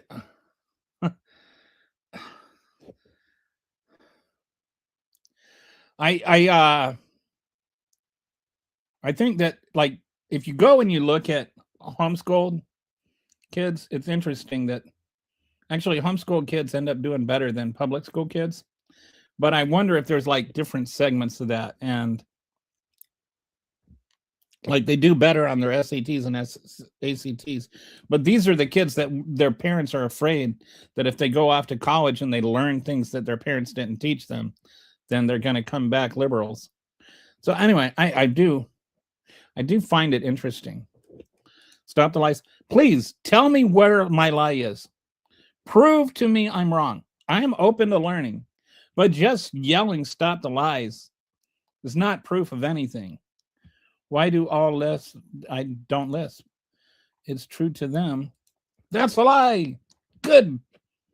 You got me. I don't know what's a lie or why it's a lie, but kids are being destroyed. Oh, see, these just yelling statements that have no evidence. Has nothing to do with right wing. And how do you know that? Prove it. I have no idea what you're talking about. What? Prove what? I'm just saying. Are you referring to the case where the guy with the 8? I read an article 2 years ago that I don't have the URL link memorized, but you can look it up. Okay, Big Mouth, go to Oregon. Okay. Oh, okay. So I have to drive from Texas to Oregon and go to a hospital and then ask for where the transgender children are having their surgeries or something. How did you see this? Did you just like, were you've got your little vending machine business there? You just wander around the hospital asking people why they're in there? How do you know? Like, you've seen it. How do you know that's what you saw?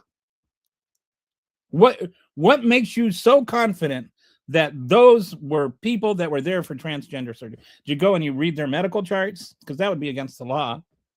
How do you know that's what happened?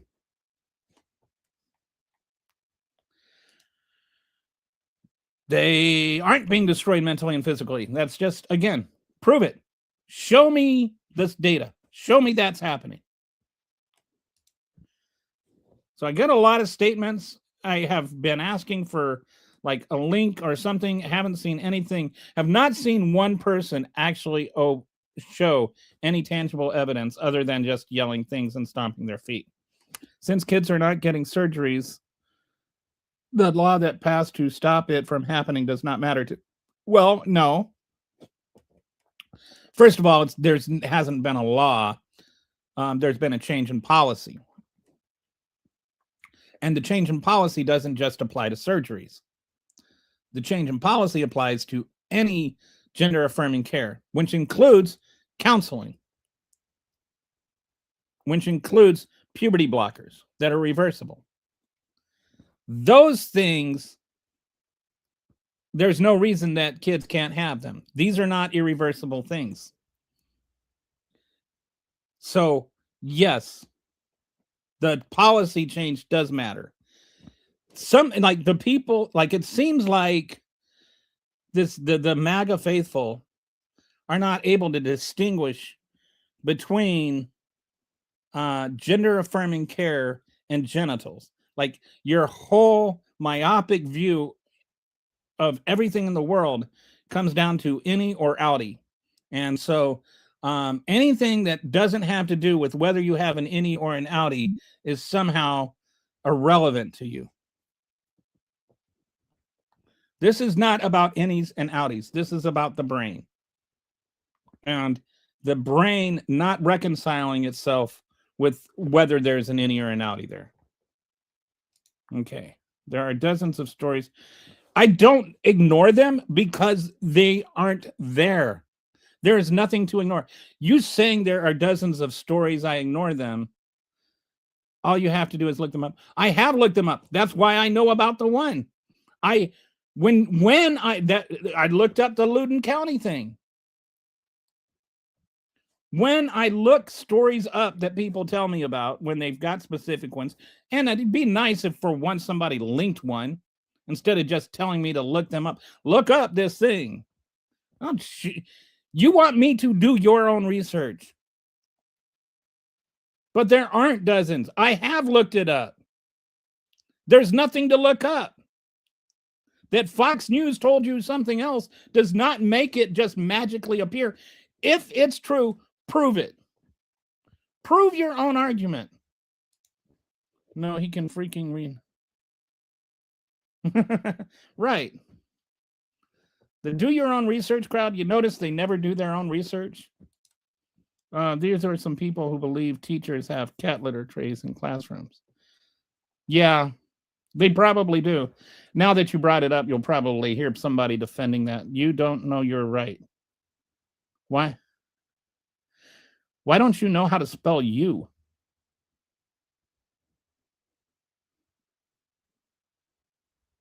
I don't even know what you're trying to say there. If I thought I was wrong, why would I be saying what I'm saying? But I do think I'm right for a good reason. I've actually done the research. Have you done the research?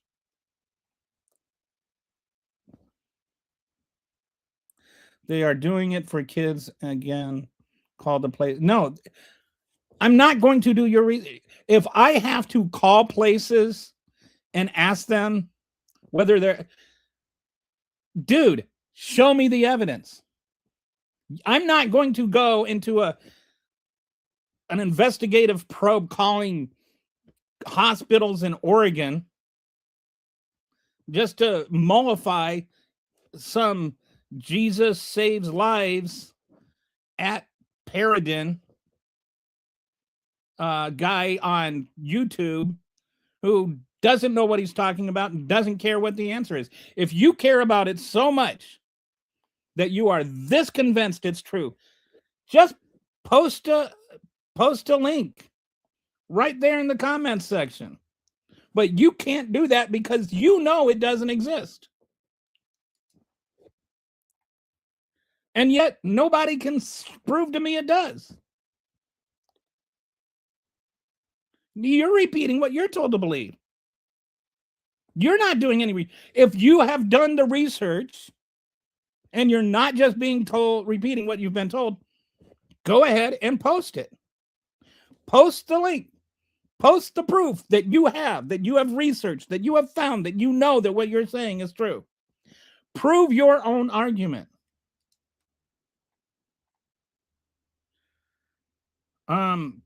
Yeah, I agree. Hurting kids is bad, which is why I don't think we should be hurting them. I think we should be helping the kids that are hurting.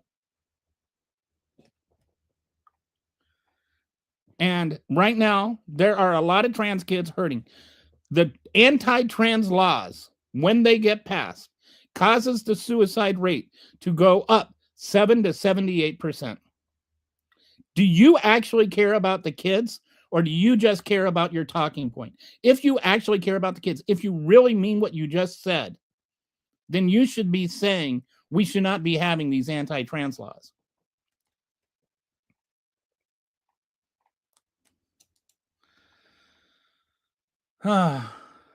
Yeah, kids are given hormone steroids. Yes, they are given hormone treatment and puberty blockers. I don't know what hormone steroids are, but yes, they are treated with reversible puberty blockers. That's part of their treatment. That is not a surgery, and that is reversible.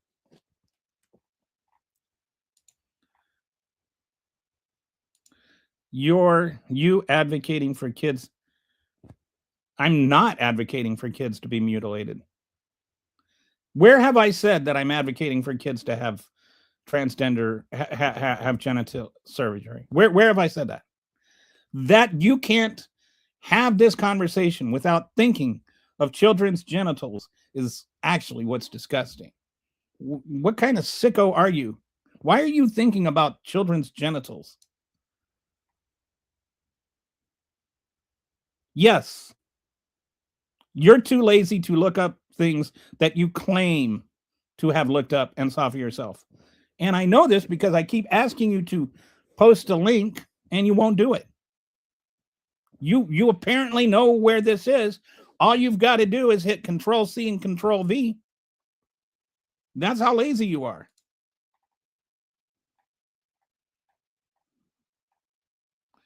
Okay, just gonna.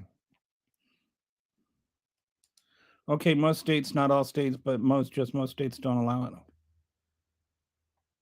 Okay. I don't know what, like, I haven't said any of that. It's not medical practice to do surgeries until you're 18, number one. Number two, puberty blockers aren't surgeries. I never said, I went through a whole section where I talked about puberty blockers.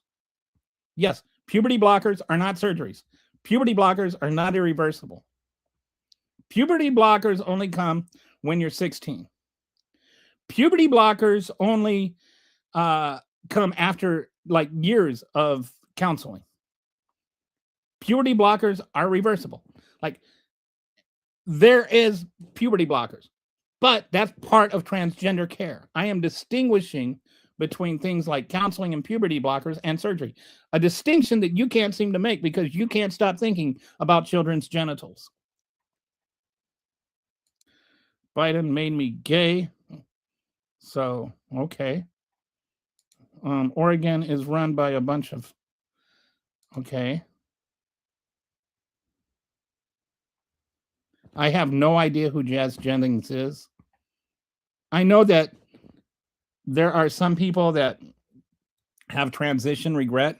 I also know that people that detransition also have regrets. I know that most of the people that detransition actually didn't have transition regret. They just like ran out of money and couldn't afford the puberty blockers or anything anymore. And so they detransitioned out of necessity, not choice. I know a lot of the times the people that detransition retransition later in life. I think that taking a single person and making them indicative of an entire community is called a generalization fallacy. And I think it's irresponsible and illogical. I don't know who Jazz Jennings is. I don't know whether you're accurately or dishonestly representing this Jazz Jennings person. I don't know whether his mother groomed him to transition or not. But I know that this is not what happens with transgender people normally. Most people that are transgender did not have their mothers condition them to anyway, whatever nonsense you're spewing is not indicative of transgender people. Did you not see the lady speaking yesterday about? I didn't see the lady speaking yesterday about no. Oh, kids aren't doing. No, kids are not getting transgender surgery behind their parents' back. And no, one kid didn't do it behind their parents' back. One kid's parents were divorced, and his dad was getting him transgender care, and his mom didn't want him to get transgender care. So he sued to get it to happen. He didn't get it, or he won the lawsuit, but he didn't get the surgery until he was 18. You don't even understand the story that you're talking about. What do you do when the parents disagree?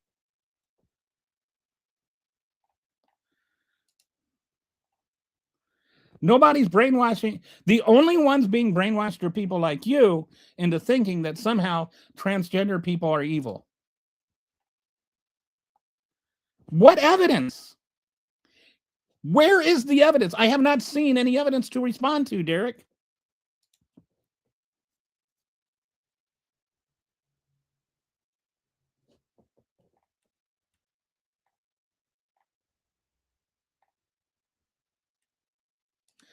Use Google and show me in the chat. I'm in the middle of the chat right now.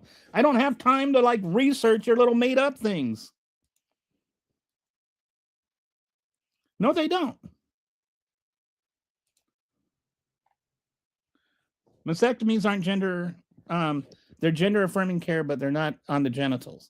Yes, people can get mastectomies. People also can get breast augmentation. And again, only a small percentage of people that transition detransition.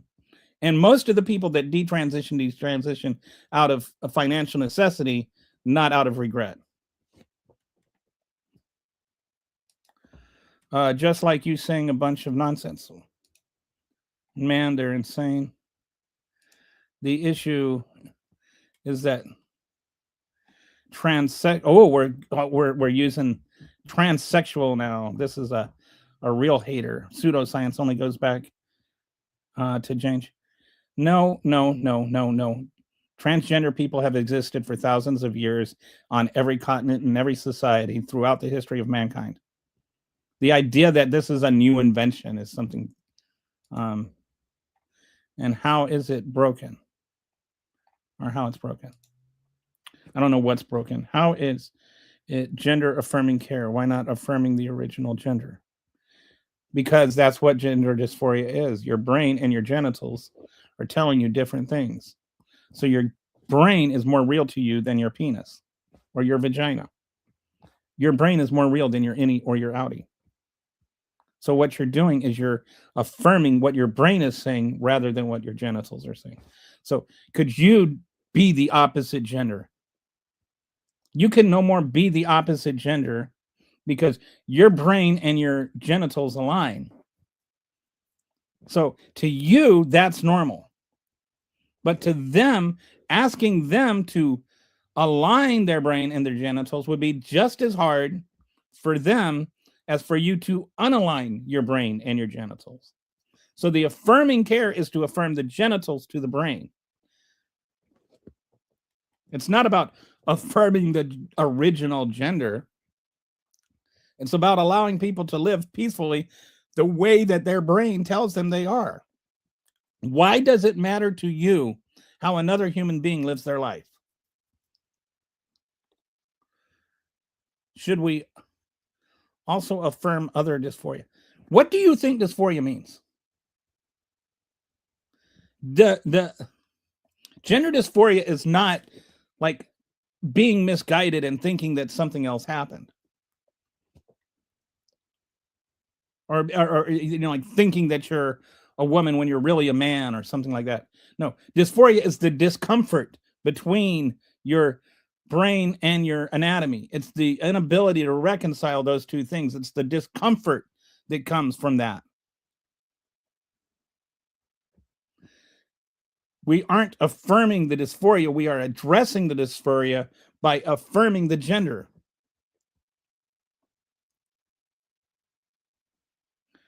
My science is not false. You are just ignorant of the science. Please stop comparing your ignorance to my knowledge. Because you don't know something does not mean it's wrong. It just means you're ignorant. Children don't. Yes, you can. Because you don't need a fully developed brain in order to understand this. The identity starts forming when you're like 3 to 5.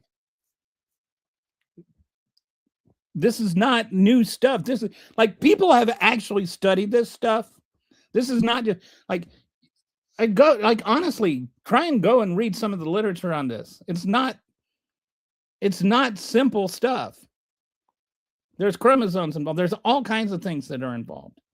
There's all kinds of evidence. Like you don't know what you're talking about. That's the problem.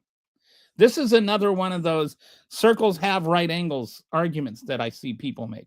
The argument is so far removed from the reality that the only conclusion I can draw is that you have no idea what the reality is. So please go read. Instead of arguing with me, there are people that have done extensive research on this.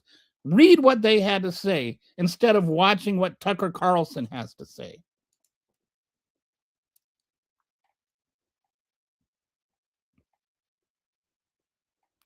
No, research isn't looking at propaganda, so stop looking at propaganda. Look at the research.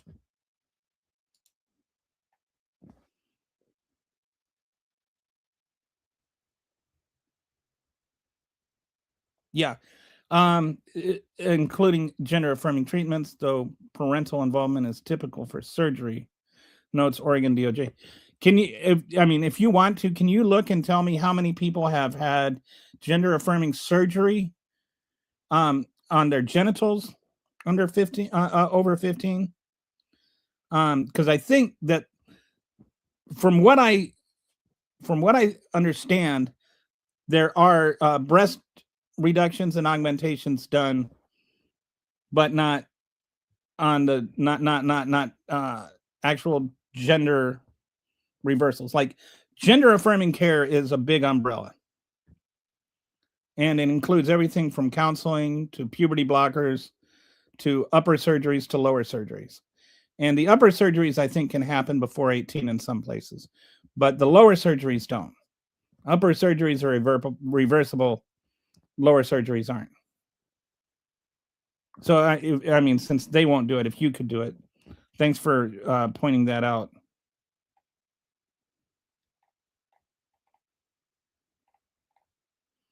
Okay, typically though, that is very rare. Kaiser recently stopped providing surgical care under 19. Yeah, I think there may be like extremely rare exceptions where like the kid has like been through a lot of counseling, or like I don't know what the situations are, but I think maybe where they're extremely suicidal, or like they need it, but the norm is to wait until you're 18.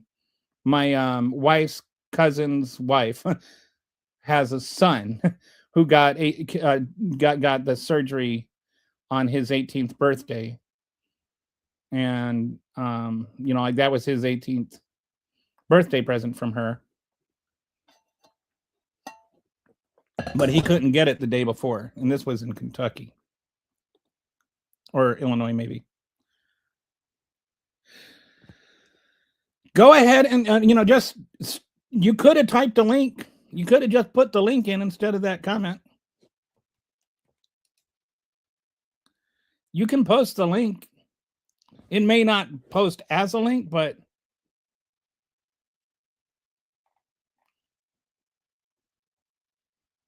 I can always copy and paste it. Okay. I actually don't watch CNN. I do watch some MS Now, but mostly I do my research through reading actual papers, like the actual scientific peer review papers, is where I get most of my research on this. Okay, that is not common sense. That's just believing stupid things. Like, believing stupid thing is not common sense. It's just believing stupid things. I found them for you. Found what?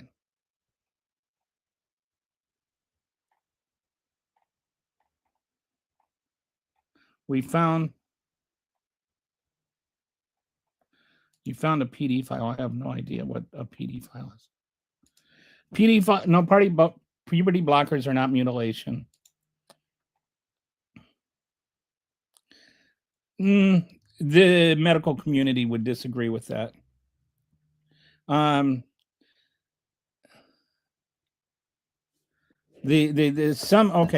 this is good. At least he's quoting something.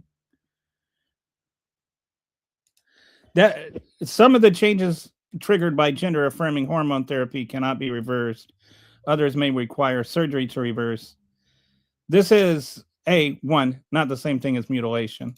And number two, extremely rare and only on certain hormones. The hormones that cause that aren't usually given to children or, until afterwards. So this is a little bit misleading.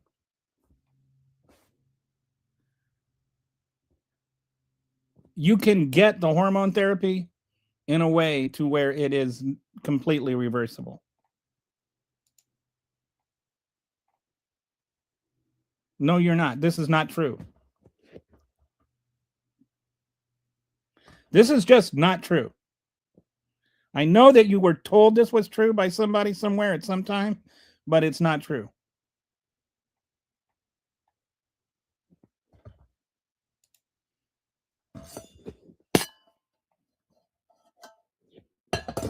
No, this is not true.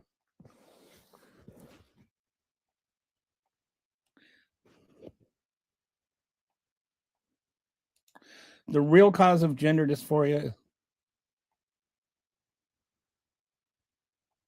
No, this is actually not true.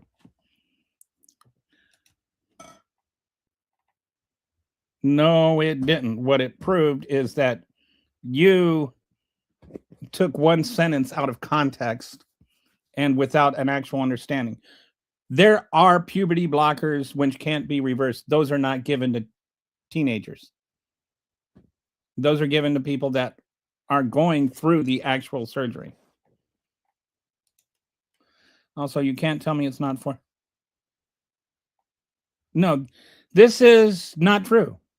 I can tell you that something that isn't happening doesn't happen. But really, if you. No.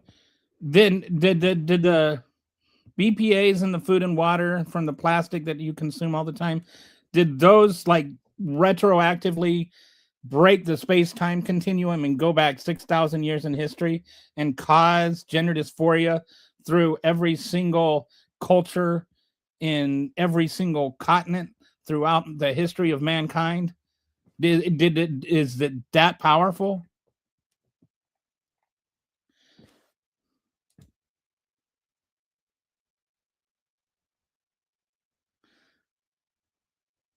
Jazz Jennings was a.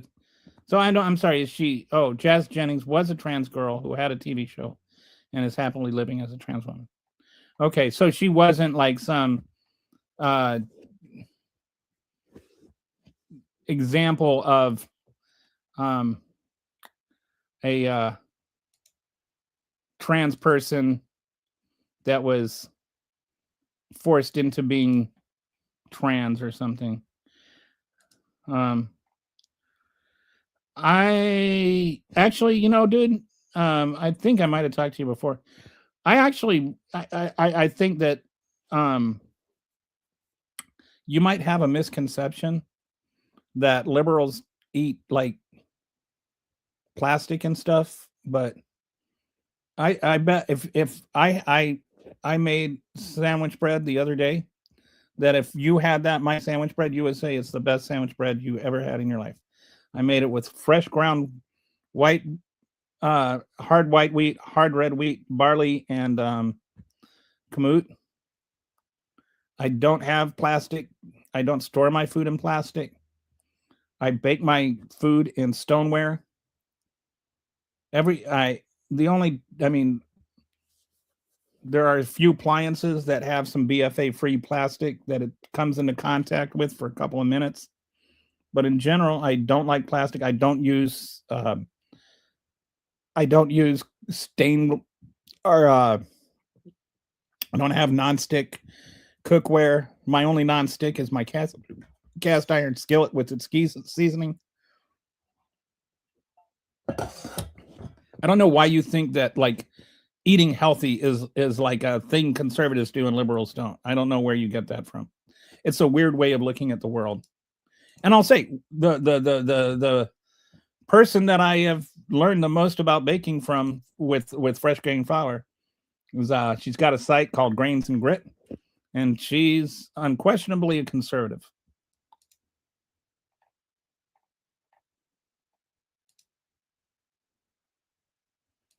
Um, Nobody's talking about sexual decisions. I am not trans. I am not advocating for child abuse.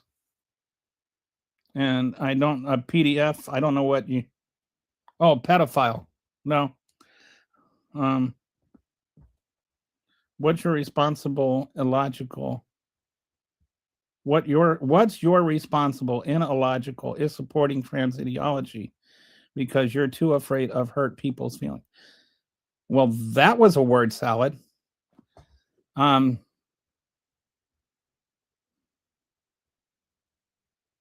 I just trans people exist.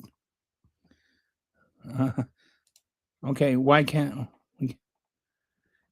you just like post? What happens when you post the link? I've never tried to post a link on a feed. Can't you just post the link anyway, and then I can just copy and paste it into an address bar? I'll share the link and everything. Surgeries, that's what happens.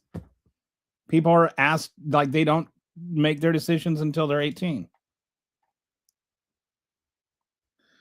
Okay.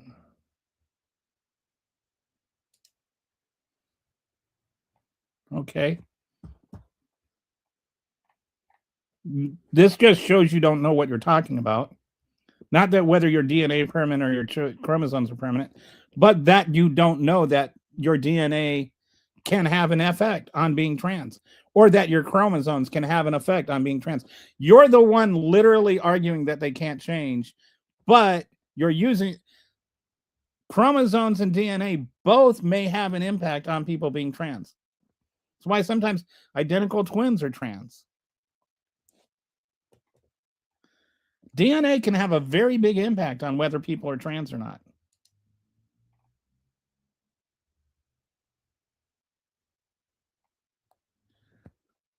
I don't care about whatever made up nonsense they did in Florida. They're like the whole, like sometimes they take an incident and they all look into it, but a lot of times, like with the whole Loudoun County thing, and it's like there's this right wing thing that became a big thing that they.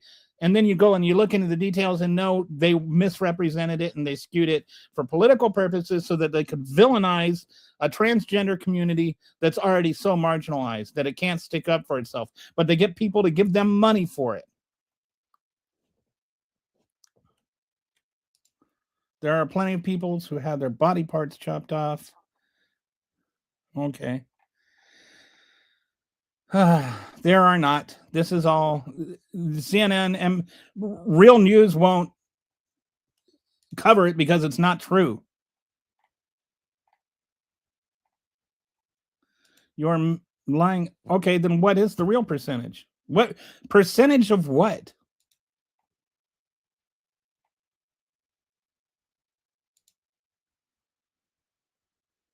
Okay.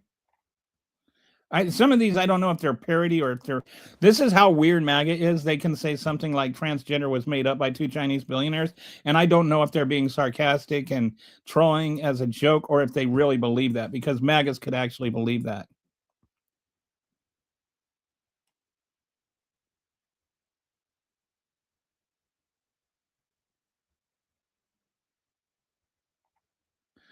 Well, that's some crazy nonsense.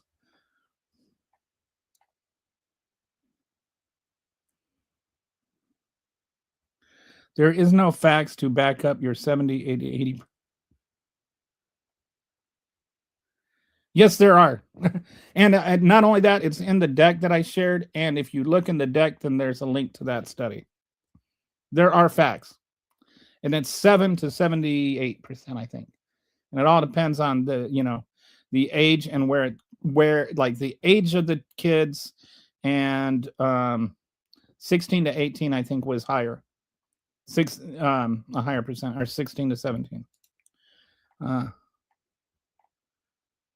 I'm not refusing to research. I'm in the middle of a podcast right now, but when I hear you keep saying the same thing and not showing evidence of it.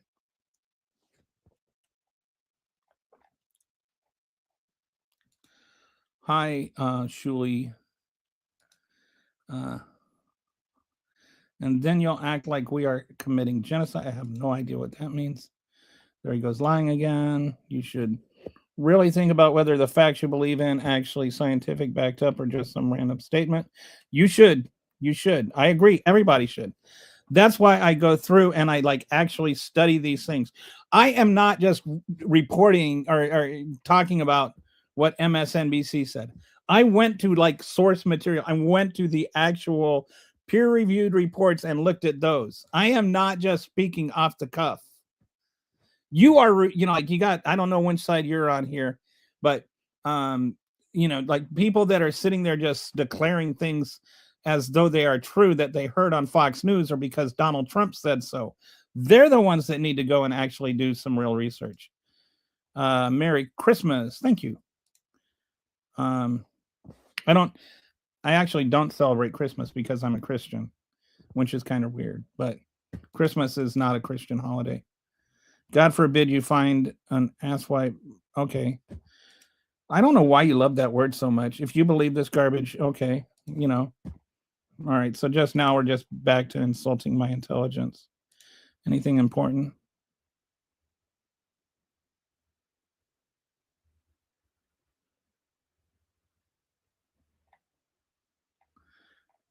Okay. I don't know anything about any of that.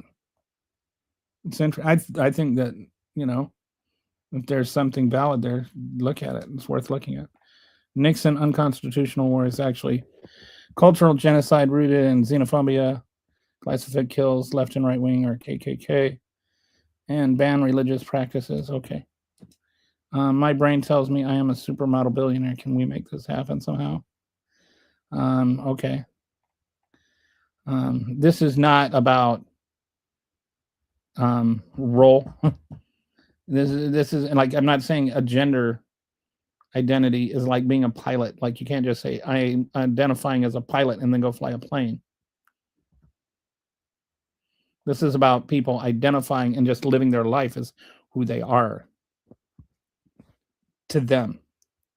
Like, I don't understand why some people feel like other people need to lead their life according to how it makes you feel.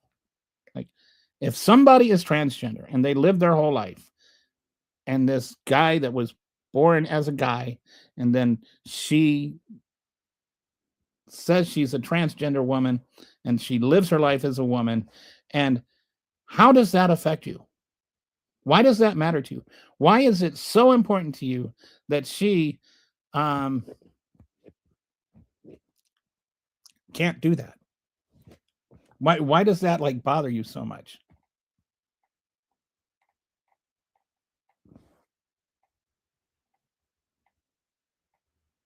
I'm not literally twisting logic.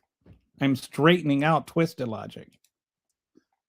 This is how, you know what's funny about that is like, this is how you lose elections. I'm not like campaigning for anything, but what you're saying is that the way that conservatives win elections is by hating on trans people. Why do you have to win elections that way? Why do you have to do that to win elections? Why can't you campaign and run elections on something positive and constructive? Solve inflation, solve problems instead of just make them up.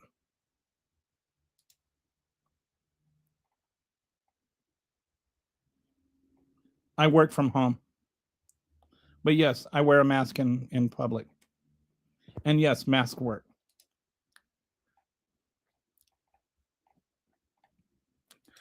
You are literally saying that feelings are more important than what your body is. No, I'm saying what your brain says is more important than what your body is. This is not about a feeling. Are you who your brain is, or are you your penis or vagina or whatever you have? Like, who are you? Who is your identity? It's not just a feeling. You can be happy, you can be sad. Those are feelings. This is not just I feel like I'm a woman or I feel like I'm a man.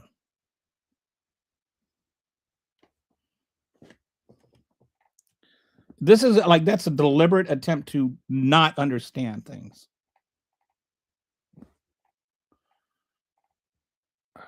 You're gay. Apostrophe. Use the apostrophe.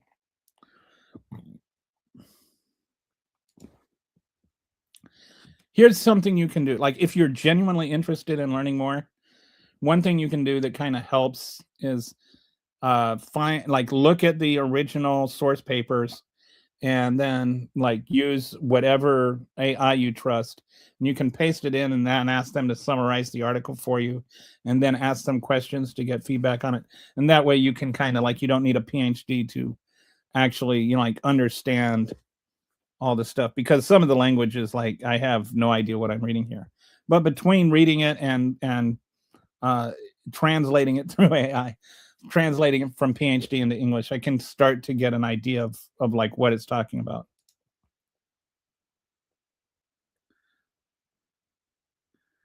Because one, you're talking about children, and children don't think they're fire trucks or airplanes or dinosaurs. They're not like identifying as a dinosaur.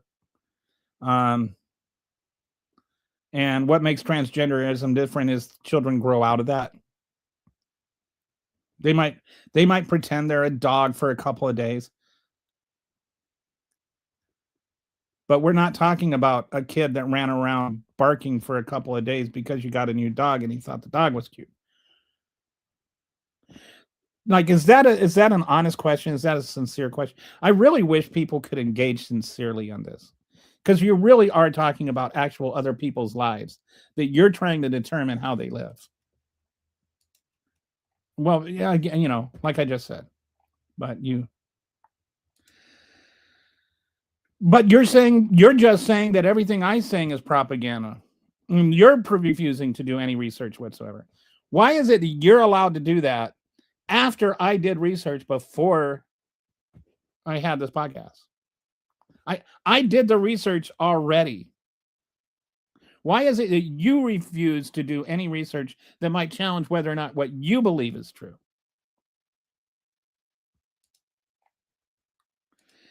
By your logic, if my 7-year-old wanted implants, it would be okay. No, that's not my logic.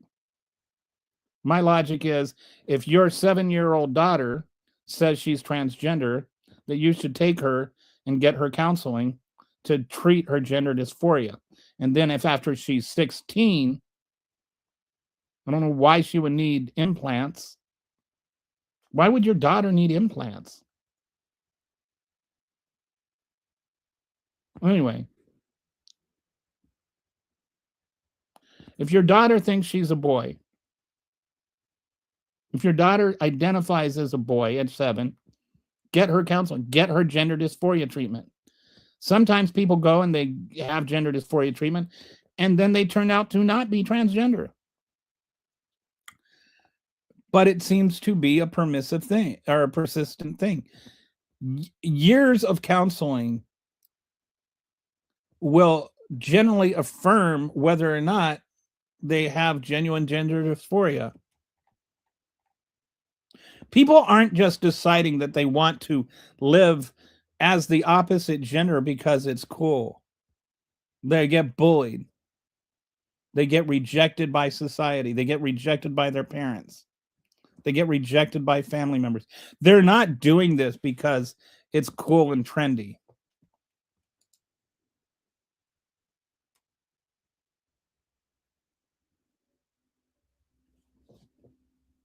Okay, so an analysis of health insurance claims data for 2019 found 2 cases of 17-year-old biological girls who had their ovaries and uteruses removed due to gender distress. So that's hardly what like, this is. There may be like extreme cases where they're, and I bet they were not that shy of 18.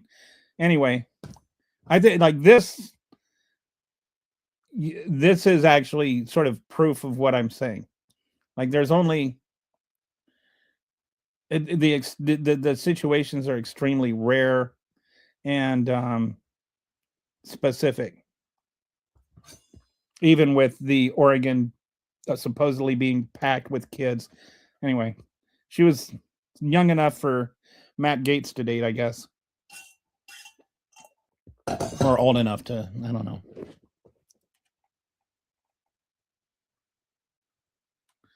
Yes, and I think that's exactly what you should do.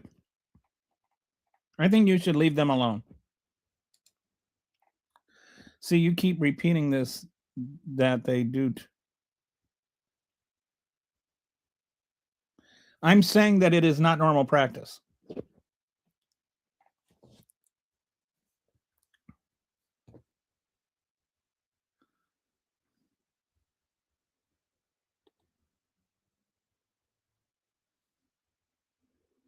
No, there are not thousands of lawsuits over this. There aren't. There just aren't.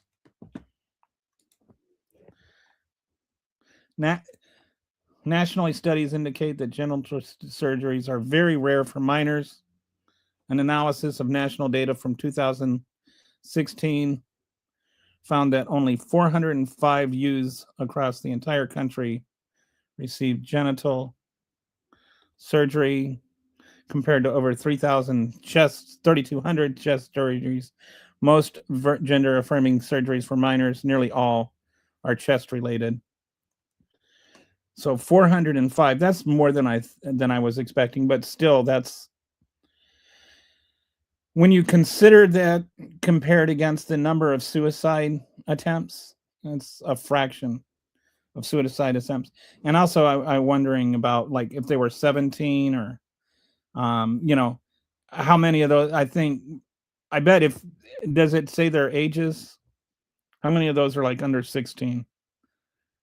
This idea that kids are getting genital surgery, especially against their parents' wishes, and just out of the blue, like that whole nonsense thing. I imagine these 405,000 exceptions were exceptions for a reason. And not just like doctors are not just doing this because they hate people or something. I don't want to sexually mutilate children. Gender affirming care, even surgery on that's not mutilating. Yes, I'm a middle-aged man. I don't care about children's genitals. I care about children's lives, something you apparently don't care about because you're too busy obsessing over their genitals. I find them by asking questions. Like I'll ask, what was the question I asked? So they're like what I was asking for, what is the evidence that there is a difference in brain scans between transgender people and straight people or cisgender people. And so I found one paper and I started looking through that. And then most of these papers will also have like other papers linked that they reference in their paper. And so then I'll look at those papers too. And then you can kind of go down this sort of PhD wiki rabbit hole where you just kind of start looking at other things. And for those that weren't here earlier, this one study that I just really found fascinating showed that it's not like there's a line and we tend to look at it as a line, you know, like you're either cisgender or you're transgender, and it's like a straight line somewhere on that line. You're like a cisgender male or you're a transgender girl. It's actually more like they found out that cisgender males, or well, cisgender males, transgender males, cisgender women, and transgender women actually have 4 different types of brain phenotypes. So it's not so much a 2-dimensional thing as it is a 4-dimensional thing, or a cube instead of a line, a 3-dimensional thing. So it's a cube instead of a line. And if you look at it as like the identity you're born with, the identity that you identify with, and then the identity that you express, there's variations in all of that, right? And when I say there's even variations in gender and gender that you're born with, because your chromosomes and everything like that can also vary based on your gender, even after your sexual organ is determined. Your brain can have different chromosomes, different chemistry associated with it, and so all of that all plays in. So even if you choose to be an alpha male, like you're born a male and then you 100% decide you're a male and you express male in every single way you can think of, you just want to be as alpha as possible, and you run around and you call people betas, all of that is still in this cube. You just are an extreme part of this cube. There are other variations of that, like maybe somebody is some more feminine characteristics, but they still identify as a male, and they are still born a male, but they just,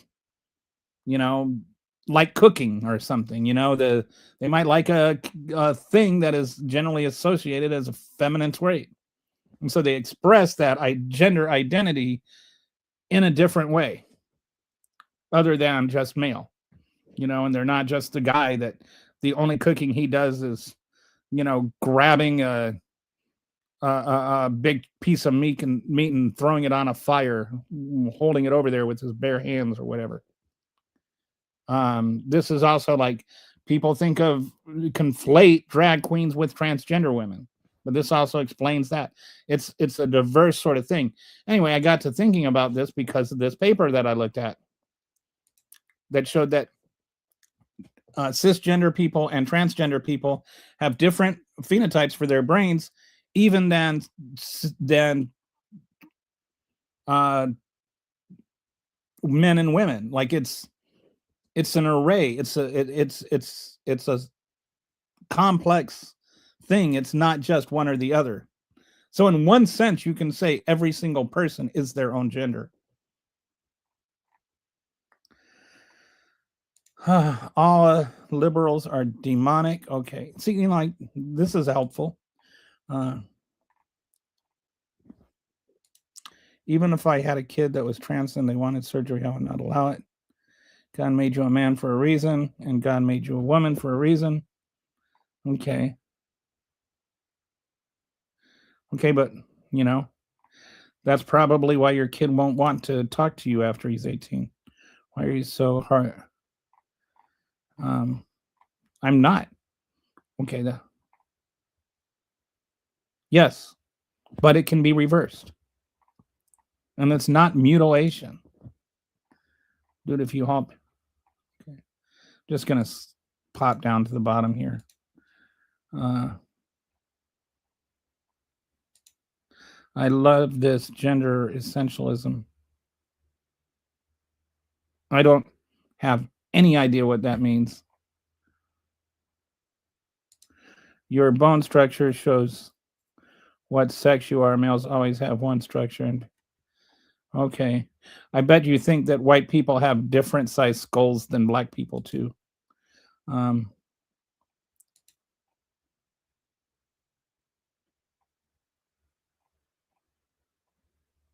no, cooking doesn't make someone a female. I'm saying that gender identity is something that is a sociological construct. And cooking at home is generally considered in Western society as a feminine um, exhibition or feminine characteristic.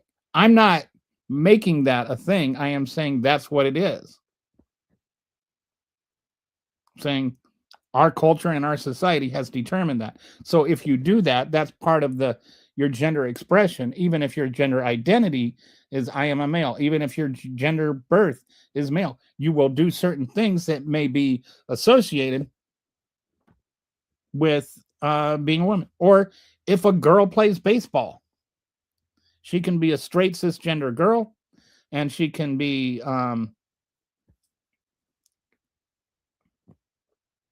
identify as a girl, and she was born as a girl, but she wants to play on the boys' baseball team because she's got a good fastball, and the Bad News Bears need her, or something like that. Like there are certain traits that you exhibit that are characteristic of what society calls feminine or masculine, and we interpret that in a certain way. So that's like our dresses. Did dresses make you a female? No. Does a drag queen become a female because they wore a dress? No. It means they expressed, based on our society, uh characteristic of a female that we consider female. This is my whole point, is that it's not whether you cook or not. It's just we have an interpretation of things. And those interpretations aren't really constant. Like you can be a male that likes to cook, or you can be a male that doesn't like to cook. And there's just an infinite number of variables. And some things we call male and some things we call female for whatever reason. Some things we might call neutral. We have entire languages where certain words have, feminine and masculine designations. Like we don't just think of it as American either. Like there's a whole world out there. There are as many, like every identity is basically its own gender.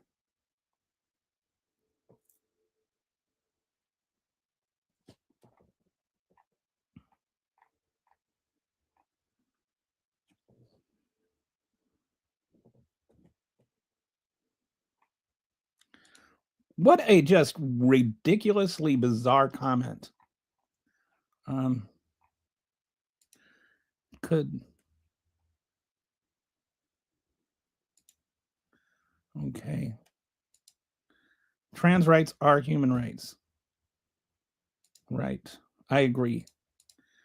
I just it's almost sad that we have to like talk about things like that. Like human rights are human rights and trans people are human. All humans should just have human rights. Republican rights are human rights. Right. All humans should have human rights.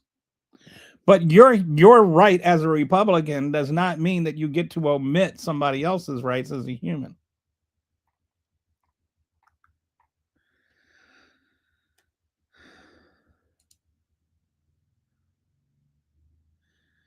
Thank you. Abstania W.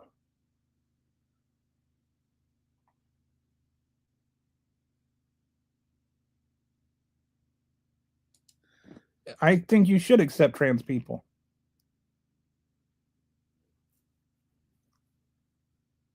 And I think that trans people can accept themselves. I just don't think you can accept them.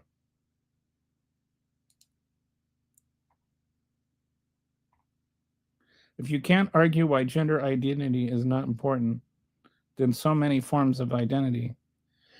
I don't know what you think you're saying. Um, Pilot is not an identity, it's an occupation.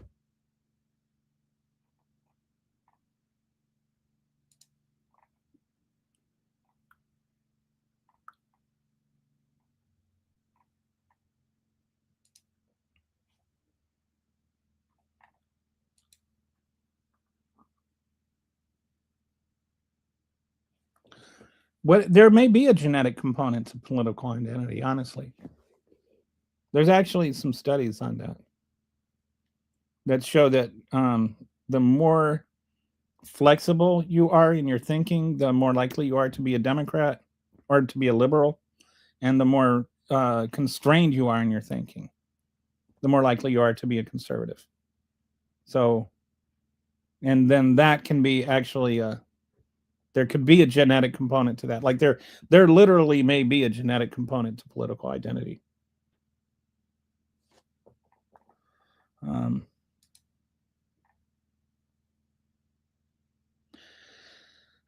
the dollar is a social construct and is nevertheless very real and important. Yep, that's true. I think that I think how does that fit into our conversation though? Are you saying that because gender is a social construct, it doesn't mean that it's not real? I would agree with that.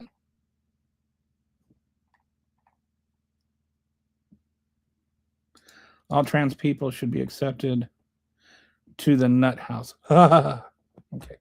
Yeah, that wasn't funny. The lower your IQ, the more likely you are.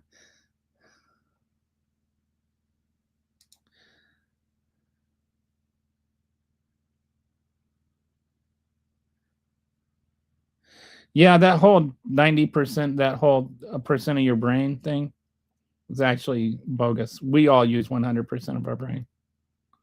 I mean, that's why we have it. We just use it for different things, different parts. That's like a science fiction myth.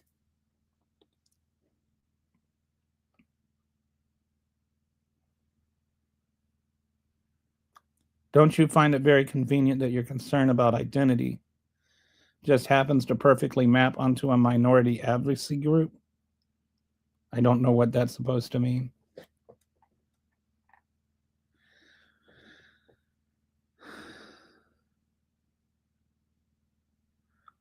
Are you suggesting that I should disagree with something just because it's from a minority advocacy group? Like minorities don't have a right to advocate for things? Like what's the actual gist of the argument here? Why is that convenient for me?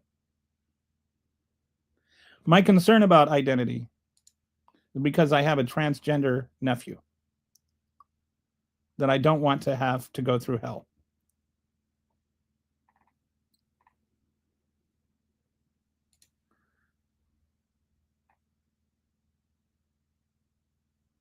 I agree. I don't know where I've ever argued that Republicans should be outlawed.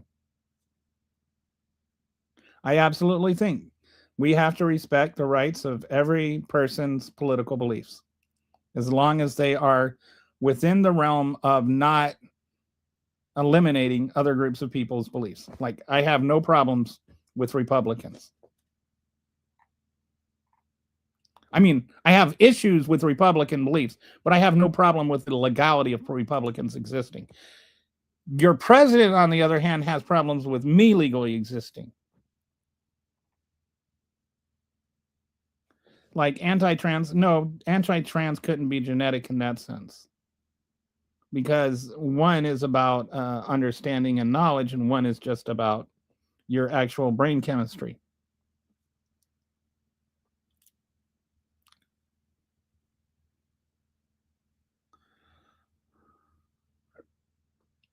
I'm not going to read your Joy Reid comment. Yes, we need to respect the. Yes, I mean, if you're genetically stupid, then, you know, that's on them. If they're willfully stupid, I can argue with them. If they're willfully stupid and president, I can not vote for them. Like the stolen election. Of course you won't. Well, you're like, I think, are you? I wonder if there's like some sort of number of comments award, because I think Freaky here would win it.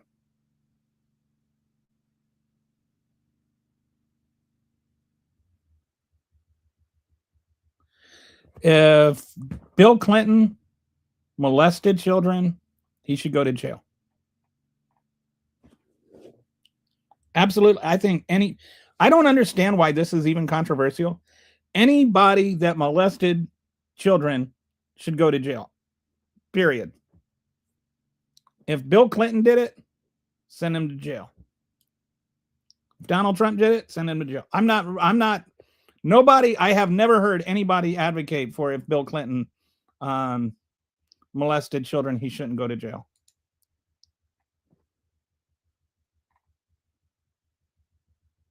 You have the right to want whatever political outcomes you choose. You do not have the right to get whatever political outcomes you want. We shouldn't ban Republicans, but we shouldn't obey them either.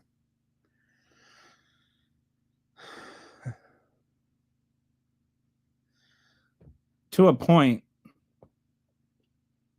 I think we should follow the law unless the law is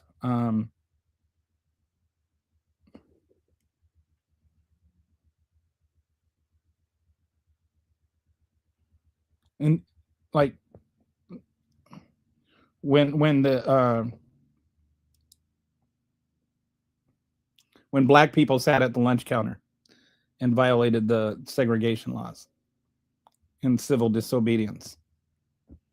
I think, like I agree with that, in that we shouldn't follow the law. But, and I think in things like some of the things like, letting immigrants know what their rights are and stuff like that the Republicans are all upset about. I'm suggesting that your idea about what is or is not respectable identity happens to perfectly enclose the trans community while excluding others that you literally scoff at. Yeah, I know you're making a false equivalence. I am pointing out that it's a false equivalence. You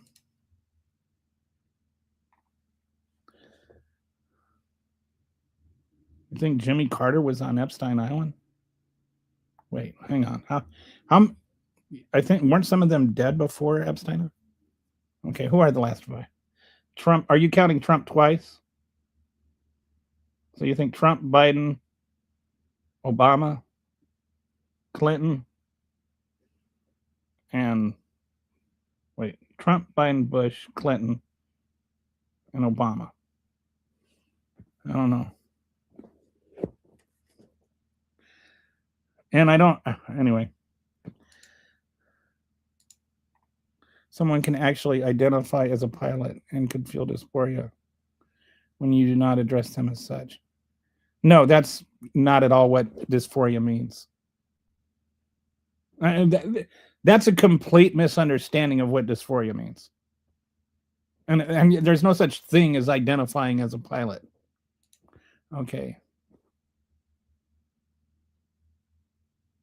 It's like you're just throwing in a random noun. It'll be more than just Bill Clinton.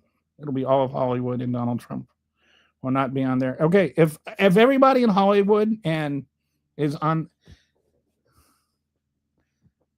like, again, if anybody raped children, they should go to jail. Should there be gender affirming care for minors? It depends on what you mean by care. Should children with gender dysphoria be able to receive counseling? Should care that saves children's lives be allowed? Why would Clinton go to jail while Democrats can cause gender dysphoria in children and emotionally, physically hurt them for the rest of their lives with irreversible procedures? Well, I don't know. That just seems like a whole lot of words that don't say anything. Okay, so do you think that segregation laws were good? Do you think segregation laws should have been followed? Do you think that the people that were immoral were the ones that sat at the lunch counter while they were beaten for being black?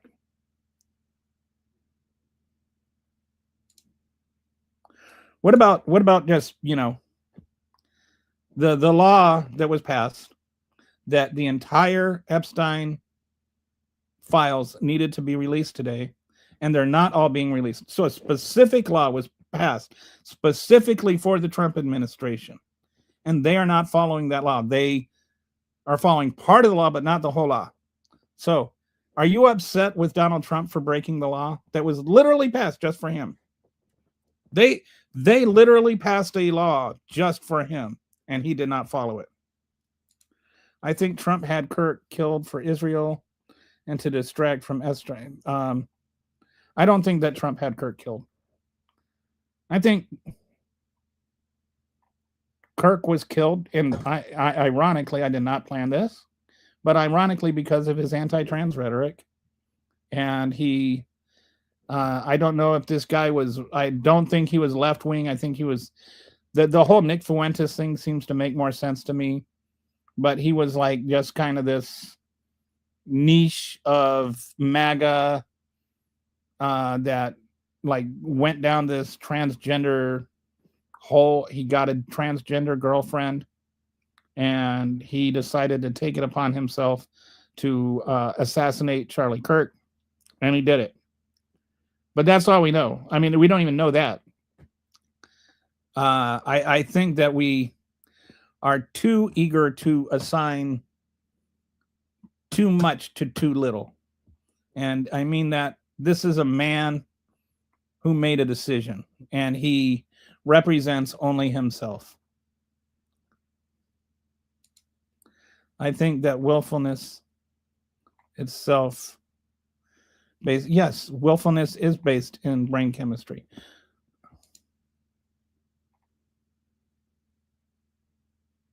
Yes, I agree. And I think that we need to be careful too about just making guilt by association. One of the people that was on Epstein Island that nobody denies is Stephen Hawking. I don't think anybody thinks that even Stephen Hawking was raping children since he couldn't move. But there was a physics thing that Epstein hosted on a nearby island. He had a submarine on Epstein Island. He brought Hawking over because Hawking had never been underwater. And he brought Hawking over so that he could go down in the submarine and just see underwater and see what that was like. He just wanted to give Hawking that experience. That's the only reason Hawking was on Epstein Island. So I think there are innocent reasons that people could be on Epstein Island. Epstein also had a lot of charity work and stuff like that people could have been associated with. Being associated with Epstein does not make you a pedophile. People that had, like when you start seeing things like the picture that Donald Trump drew, when you start seeing him at sex parties with Jeffrey Epstein, when you start looking at things like he knew about the girls, you start to wonder, well, maybe Donald Trump does know something. And if Donald Trump was involved, and he says, oh, well, once I found out about it, I threw him out. And it's like, you found out about it like right about the same time that he was being prosecuted for it. And you hung around with him for the 15 years before that during the peak of all his stuff. But somehow you didn't know about it all that time you were hanging around with him. He had like 16 of your phone numbers in his phone book, but you didn't know about it. You went to all these parties with him and yucked it up with him, but you didn't know about it. You were buddies with Jeanine Maxwell, but you didn't know about it. And it's not like Donald Trump has been proven to be the most honest person in the history of the planet. So when he says he doesn't know something, when he says he doesn't know about something, I take that with a grain of salt, very, very large grain of salt. Like basically the entire Utah Flats grain of salt. Leftist laws hurt people, but okay, all parties and lobbyists should be banned. If you can't feel, I have been thinking about this, and this might surprise people that I say this. I kind of like the idea of just getting away with political parties entirely. I might do a whole podcast on this. I feel like we have become like the founding fathers wrote the Constitution so that there would be a balance of powers between the branches of government, between the congressional branch, between the judicial branch, between the legislative, or the executive branch, judicial branch, and legislative branch. And they were supposed to be kind of the tug and pull, and the balance and the checks were supposed to come from one another. But what we've evolved into through a two-party system, first through the Democrats and the Whig parties, and then that became the Democrats and the Republican parties, and then the parties kind of each, over years, they change what they believe in. And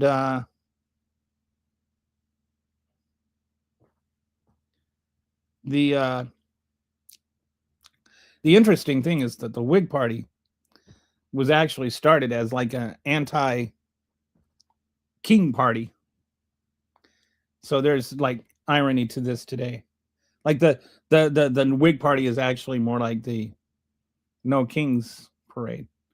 But without going into all that, the reality is that right now we don't have the balance of powers and the separation of powers that they established. We have just two parties. And when Biden had both houses of Congress, he got his stuff through. And when Trump had both houses of Congress, he got his stuff through. We could never impeach a president right now, no matter what they do. We had a guy try to overthrow the country and he couldn't get impeached. Like, we have gotten to the point where it's just, we are not running the government that the founding fathers intended. We have a president that is raising tariffs without congressional approval. Joe Biden did that too. Obama did that too. Bush did that too. We've been doing this for several presidents now. We've got George Bush got this kind of pseudo authorization for war, where it was supposed to be that if the UN approved, what they actually voted for was if the UN approved it and decided to join with him, then they would empower him to act.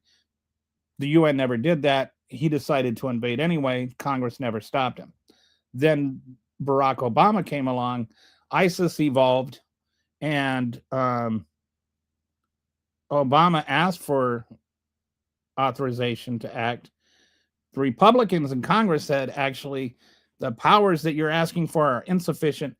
And just through the sheer mechanism of financing it, said, go ahead and just keep doing all your drone strikes.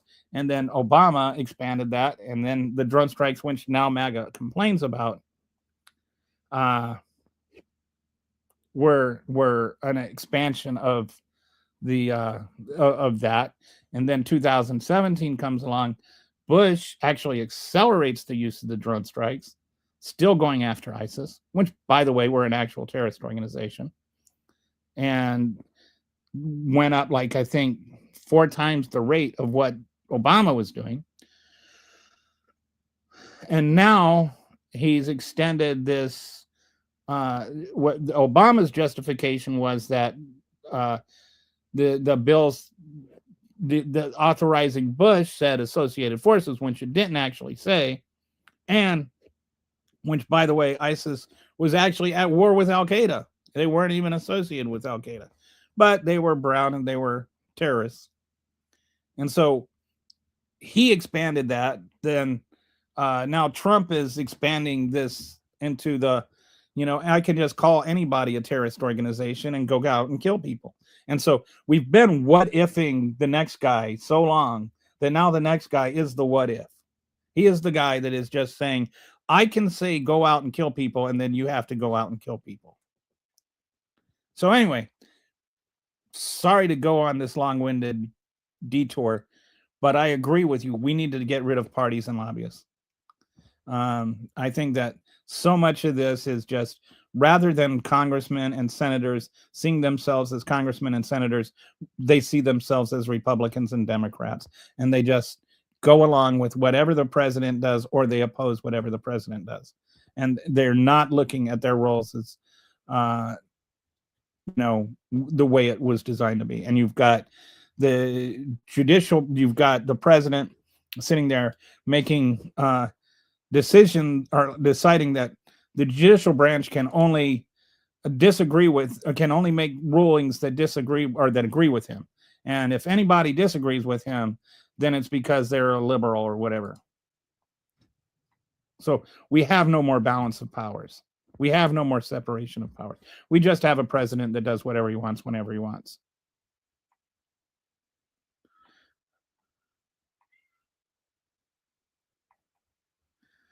Oh, I mean, we shouldn't cave to their demands and pass laws we disagree with to pacify reactionaries. Once a law is passed, we should follow it to the extent our conscience allows. I'd have to know the specifics of which laws you're talking about. I've been a Christian I became a Christian in 1990. I was baptized October 6th, 1990. I've been a Christian for 35 years. I spent 15 of those years as a pastor. And I've actually probably read the Bible more than most people. I've read the entire thing about 10 times, and I've read the New Testament more than 100. So while I appreciate your preaching the gospel to me, don't assume that just because people aren't Christian or people aren't Republicans doesn't mean they're not Christians. Bill Clinton had 90% approval rating when he was being impeached. This is the post multiple rapes. I'm sure we can get. I don't think Bill Clinton was impeached for raping anybody. Oh, I see.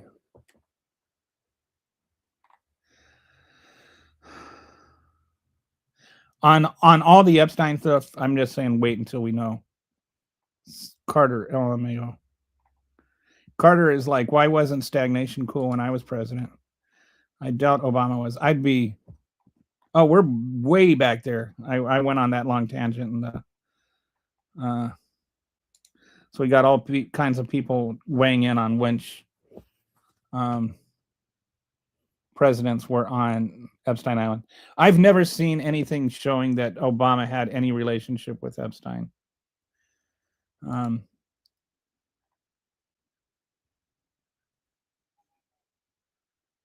There's more than that. Like this idea that the only evidence that Trump had anything to do with Epstein was this one picture of him with these Miss American contestants. That's not true. Having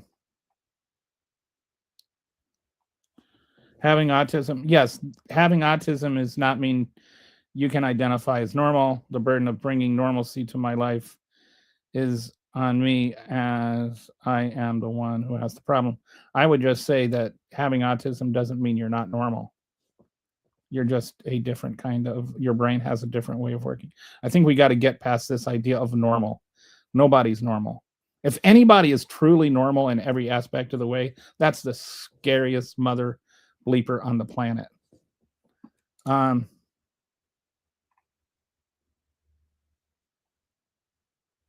I haven't deleted any comments. I feel the same way when Mindy Kalig's brother said at the getting into medical skull and powder in violation. Don't know what that. I imagine that's a joke or an allusion to some show.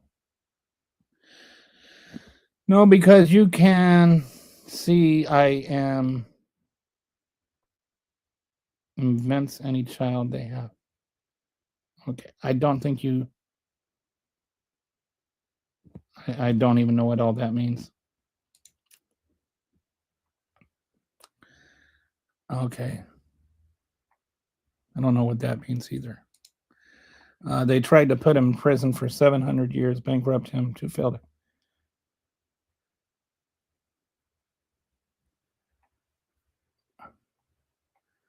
Okay. I would just point out they did not try to imprison him for 7 years. He committed a bunch of crimes. He got tried for it and he got convicted. Or he got investigated and grand jury warrants were enlisted. They didn't try anything. He tried the crime and he got prosecuted and investigated. It's not about them, it's about him. This whole idea that somehow he was an innocent victim. All he did was try to overthrow the government, and people got like all crazy about it. All he did was try to blackmail Ukraine into faking a fake investigation into Hunter Biden. And all the liberals just got all antsy about it, like everybody does that. So another person thinks that Trump had Kurt killed for Israel. That seems like some conspiracies. I can't expect others to work harder to be around me or deal with my autism and have no consequence or not live in reality, man. No to affirming care. I don't know what autism and affirming care have to do with each other. Autism is not a gender expression. This would be more like if somebody told you not to be autistic at all. Like you're talking about how you have autism. And people wouldn't just ask you to behave in a certain way, but ask you to actually be, like to deny that you have autism. But that's different too, because it's not about how you exist as it's not your actual identity. It's a thing about you. Like people are trying to make it seem like I see this a lot that, like the express like gender expression as being just like, oh, and if it were really that easy and that different, then you could just as easily identify as the opposite gender as just decide to not be a pilot as be a pilot. Okay, back to that guy. All right. mRNA is a DARPA developed biological weapon. Most vaccines are stepped on with the cancer virus. Okay, you're a crazy person. Will it change if Dems win House majority at midterm? I don't know if what will change. I think that everything won't just be rubber stamped, and there might be some investigations into some of the things that are going on. Like Trump has made $4 billion off of the presidency in his second term in less than a year. That should be disconcerting.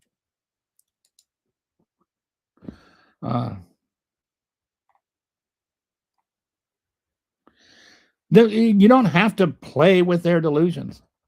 Like, why do you have a say at all? Like, you can call it playing with their delusions. Just let them exist. Why do you have an opinion on how other people live their lives? It's just so weird that you think you get to have an opinion on how somebody else lives their life.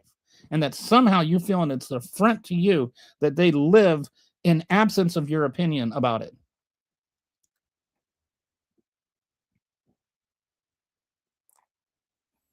All right. $10 billion for nobody lied about January 6th and nobody's having to pay $10 billion. He filed a lawsuit for $10 billion that he has absolutely no chance of winning because they edited a speech that he actually gave and showed him saying words that he actually showed in a country that he doesn't live in and which actually had no harm at all. Okay. Not the guy that just told me that mRNA vaccines are like a weapon. No, just I don't know what I'm saying. That's Alex Jones, but it's pretty impressive that Alex Jones was over at the White House with Donald Trump. Like the guy that actually likes Alex Jones is the guy that you voted for. Okay. Oh, in a documentary. Is that what we're calling that? Thank you, Fauci. So, show emails showed spike protein DNA code from AIDS was partially identical. Oh, look. Oh, disinformation stuff. All right.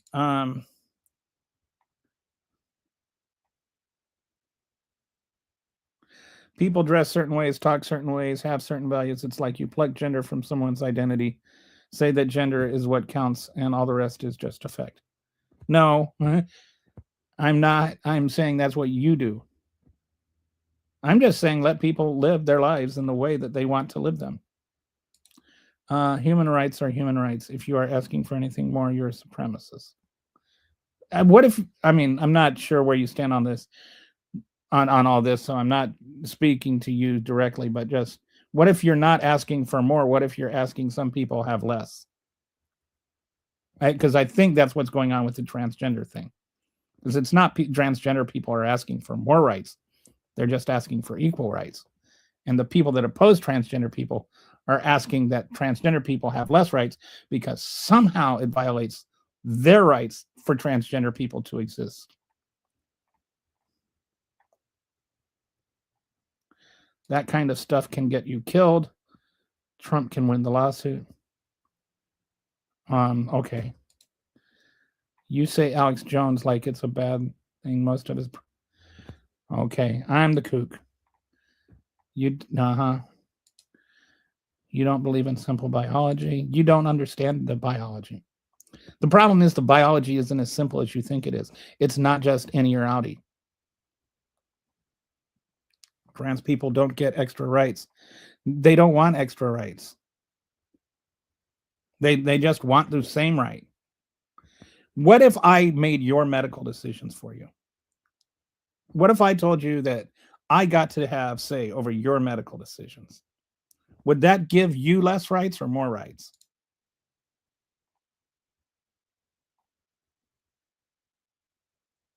Mm-hmm. If our government hadn't passed away $30 trillion on other countries in every America, well, I don't know what that nonsense is about. Are you talking about? I don't know. We've got just like crazy people. Are you actually comparing like selling people in other countries things as passing or buying things from other countries? I don't know.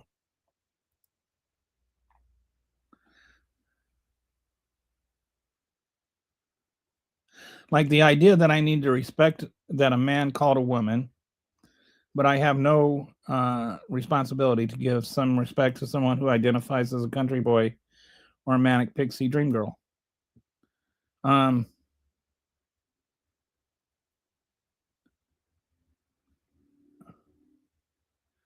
Why are the adjectives there? No man wants to be called a woman. Trans women want to be called women. And if a cisgender boy wants to be called a boy, call him a boy. If a cisgender girl wants to be called a girl, call him a girl. Call them a girl. Call her a girl. The only one that's trying to draw a distinction is you. And it's about and I this is the really crazy thing about what you're saying, and I don't think you understand it, is you've taken it and you've made it about what you call them and not about what they live their life as. It's not about you. Can you accept the possibility that somebody else's life and how they live it has nothing to do with you? It's about them. That you say, like the idea that I need to respect, like, oh, I need to. It's not about you.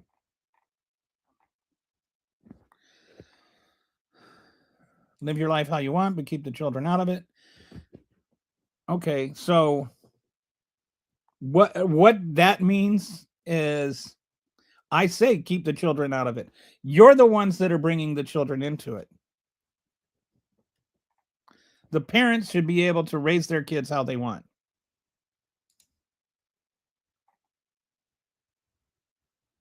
So what about they can't, so as long as they don't impose that mindset and that the lifestyle on children, transgender is not a lifestyle.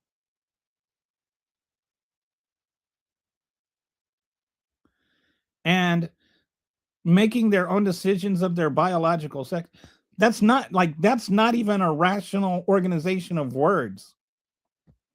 Nobody makes a decision about their sex. Nobody even makes a decision about their gender. And there's no such thing as a transgender lifestyle.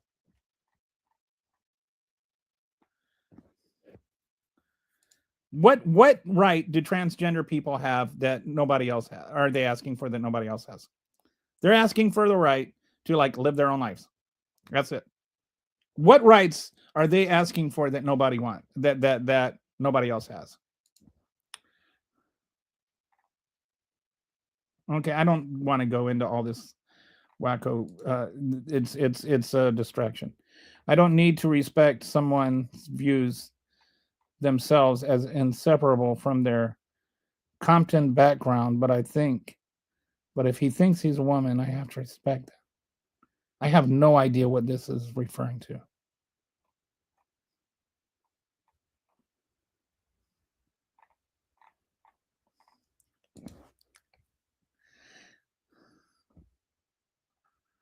It's not a right to be called by a certain name. See, this is again, you are making it about you. Oh, I'm sorry. It's not a right to be called by a certain name or pronoun, but it is a reasonable thing to do. I mean, don't be a-holes to each other, not to call somebody by a preferred name. Right. Like there's just a matter of just being a decent person. Like it doesn't hurt me to call a transgender woman a woman and use her preferred name. I had a coworker that came out as trans while we were working together, and one day her name was Priscilla, and the next day his name was Victor. I called him Victor. I called him him. Never hurt me at all. But in respecting his identity, it strengthened our relationship. I had a better relationship with my coworker by respecting him as a person. You're trying to have a say that our money should be. Where did your money come into this? If you believe children can give bodily consent to, children aren't getting bodily reassignment surgery.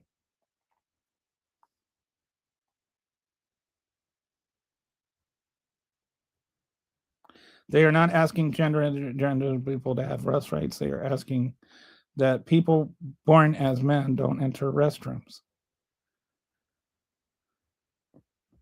Yeah, we covered all of that. When you ask transgender women to enter men's restrooms, they get raped, they get murdered, they get assaulted. When you ask, like, they become victims of violence. There has never been a case of a transgender woman assaulting a woman in a women's restroom. So you're asking, and this idea that there is some infringement on your rights if somebody pees next to you, that's not you giving up a right, and it's not them getting a right. It's just rules.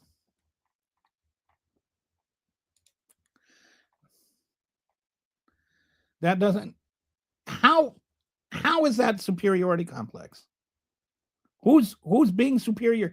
If somebody can't live according to the way that you want them to live, How is that like a superior? They have the audacity to live in a way that you don't agree with. Therefore, they have a superiority complex.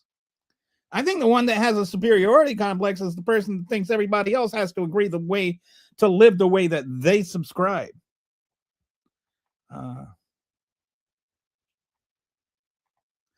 I have no idea what question you're asking. I'm not ignoring anything. Let's go back and okay. If you believe children can give, I don't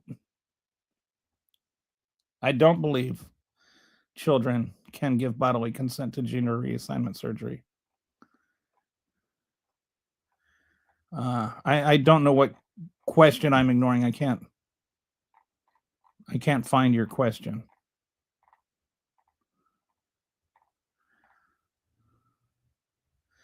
This is just not true.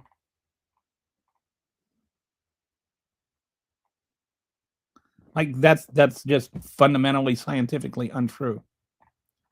And I covered this at the beginning, and I just don't want to go back through it. If I don't do certain medical things, the democratic state will take my children away. Oh, well. Okay, show me evidence that somebody had their children taken away because the democratic state took their children away because they wouldn't do certain medical things. Where's the evidence that this has ever happened? You can call us crazy for supporting the idea of self-evident fact of, I'm not calling you crazy, I'm calling you wrong. It's not a self-evident fact, and it's not a fact. It's just not true. I've met doctors that testified in front of Congress and have seen the paper trail showing DARPA created, more craziness. We're not talking about that right now. Forcing a label of cis, I'm not forcing a label of cis on you because it's a slur. It's a word that exists. You don't, I am not forcing you to call yourself cis. It doesn't mean you're not. I'm just saying you don't have to be a-holes about calling somebody. Oh, okay, so we're back down to here. Now this is the guy, I don't know. Do you believe parents also have the right to mutilate their children? I don't think parents mutilate their children. I think when people grew up as feminine like men get misinterpreted. Okay, what is your basis for saying this? You have this opinion that you have just like, I don't know, pulled from deep inside your intestine. But what is the basis for this? Do you realize that like people aren't just going and just guessing about things? Like people have actually studied this. And again, this has gone on. There have been transgender people in every civilization on every continent throughout the history of mankind. There were American Indians that were transgender long before we ever came here. There are people in India that were transgender, in Pakistan that were transgender. There are people in South America, people in Hawaii. There's people that are all over the world that were transgender and throughout history that have been transgender. This is not like some new thing that somebody liked a doll and so they became a transgender. Okay. This is not a proven fact, but you can convince a child to do anything. Nobody's talking about children.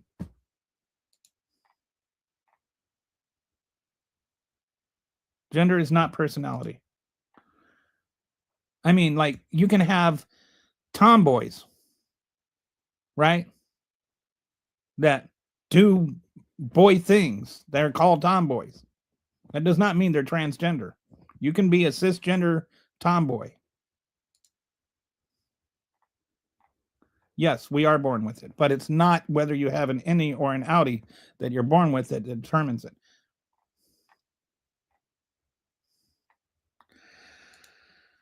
I am. What happens when you teach a moron a lesson? Does it just become an on, an average on?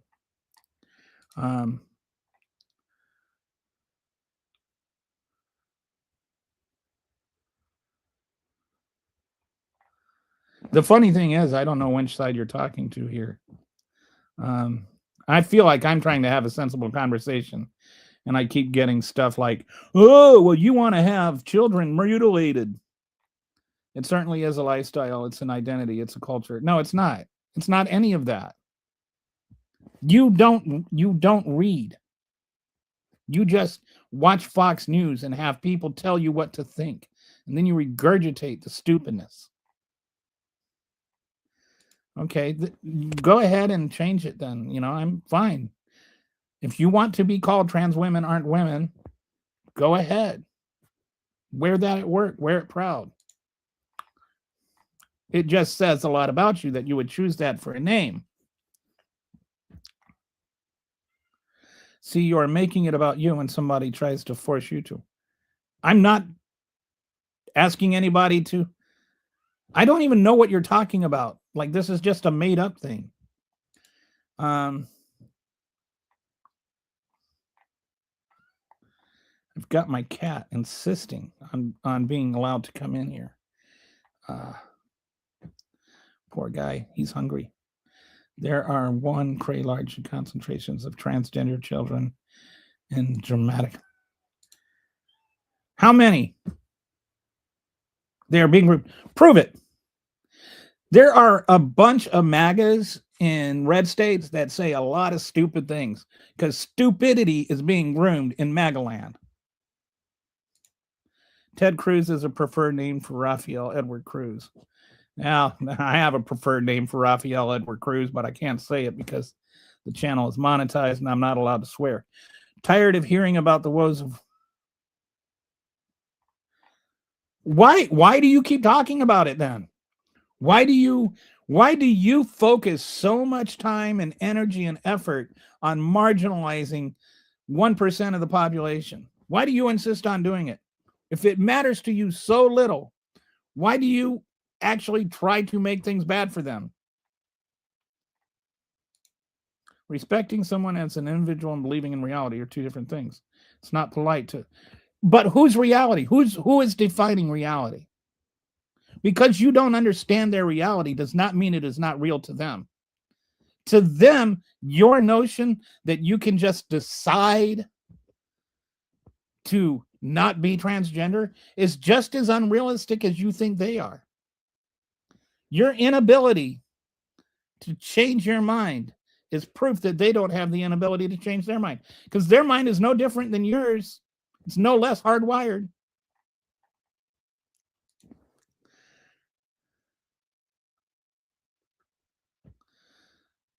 Hey, y'all, if you can't be nice to other people, shut the F up like your mama's tried to teach you. I hope you all fall down a well because you've got the mental powers. I just wish they would come out of the well. I feel like so many of them, their world is in a well. They see everything in the well. And if you try to explain there is a world outside of the well, they just call you insane because they've never seen outside the well. Trans people should get their own island. See, like, that's just so weird. Islam is against... Oh, now we're like, Islam is against transvestites. Islam is against gay people. I have no idea. So you're saying you're like an Islamic fundamentalist, that you're like them, except you just like want to kill people for a different God?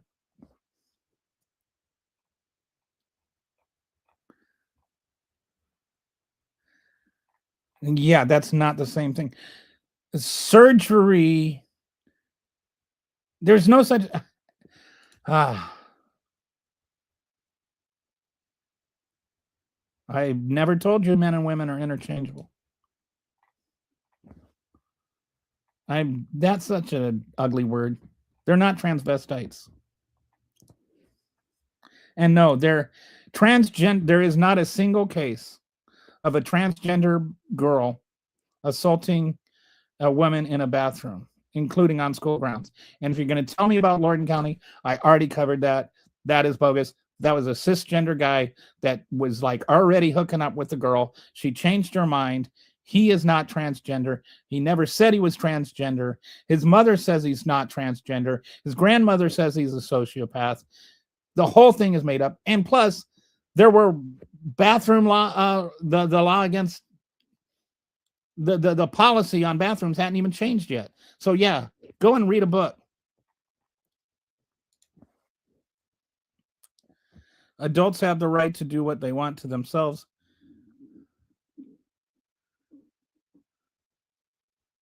Yeah, they're not getting that.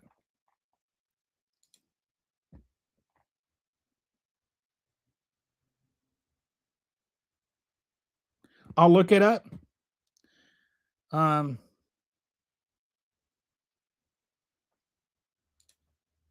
look that up and get back to you tomorrow. But so far, every time I've seen somebody quote one of these cases, it ends up being here. Is this the one? There was another one where somebody. Is this the one where it was actually in her home?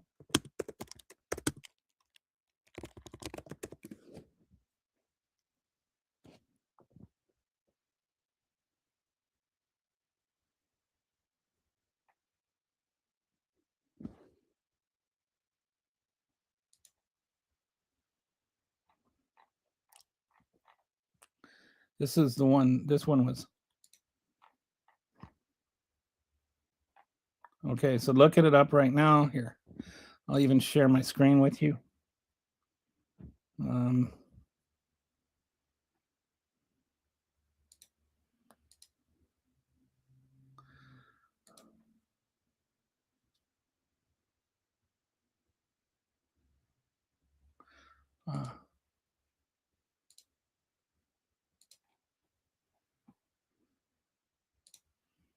Okay, so it says Crawford committed the offense shortly after being released.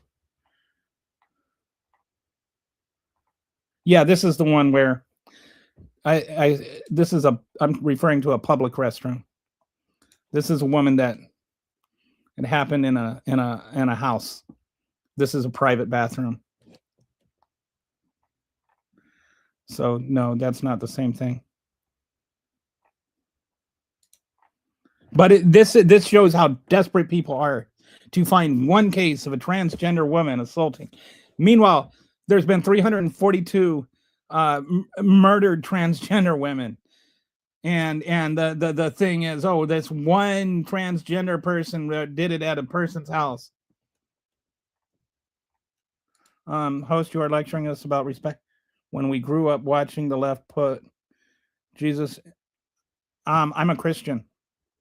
This idea that nobody put Jesus in a jar of piss and laugh about it, and it has nothing to do with identity. It has to do with your religion being forced down people's throats, which, by the way, isn't even Christianity at this point.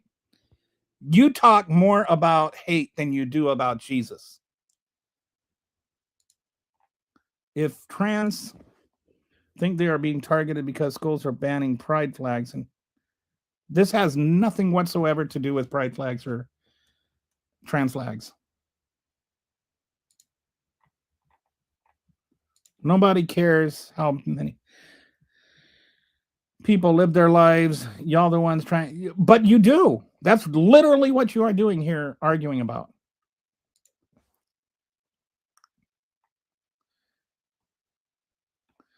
Worst of the worst criminal proceedings begin in case of transgender illegal alien accused of child rape. Oh, so this is new. I don't know. This seems to just I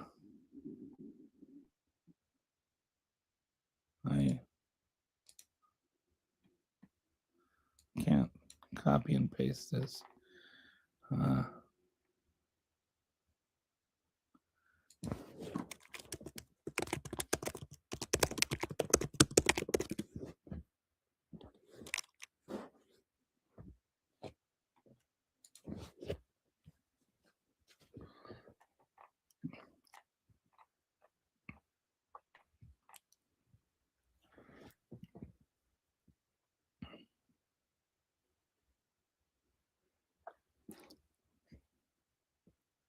Just reading this.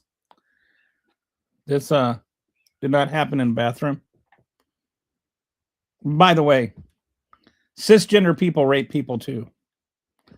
It's not like and citizens rape people too. Like making I think this has nothing to do with bathroom laws, so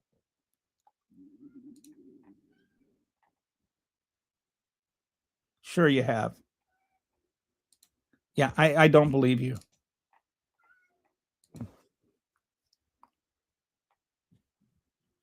Yeah, that's the one I was just looking at. Has nothing to do with bathrooms.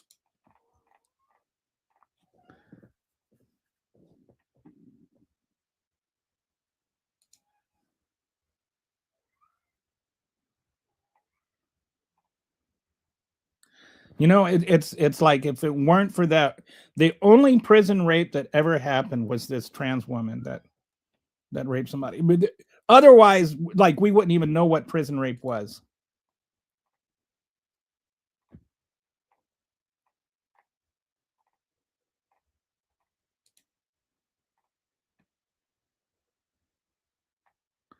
Okay, that is a opinion that is not based in substance.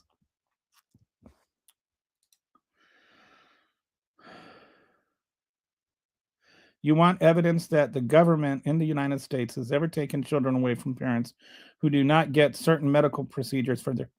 No, I want evidence that parents who do not are taken away for not giving transgender surgery to their children. And yes, that is completely made up. I noticed the little goalpost moving you're doing there.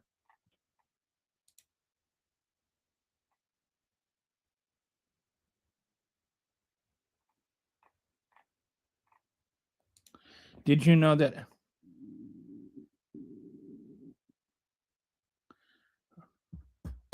Actually, it's not true.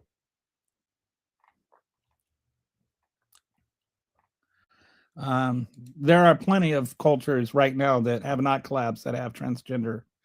Uh,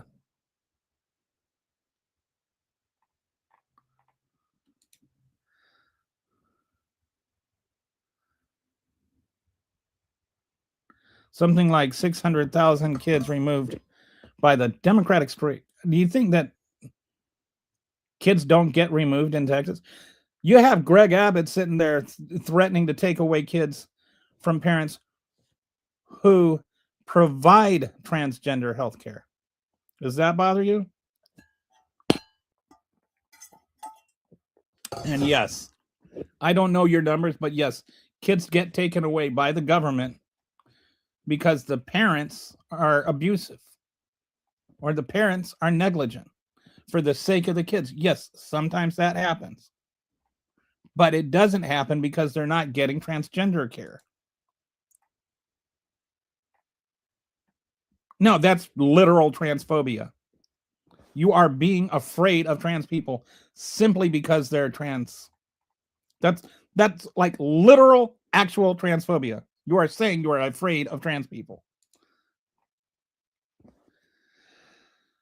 One would hope that there's a down, like the hills just got to start coming down at some point. Because you vote and we are not making things bad for them. You have made like 900 laws against them. They don't want any special privileges.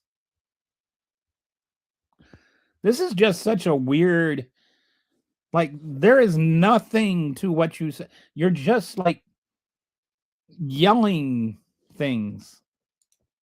I'm like 30 years younger than you. I don't watch Fox News. I can't believe that you are so strongly opposed to the idea that there is not a trans lifestyle. And gay people, there is a gay lifestyle, yes. That you don't know that gay and trans are not the same thing is really telling and not at all surprising.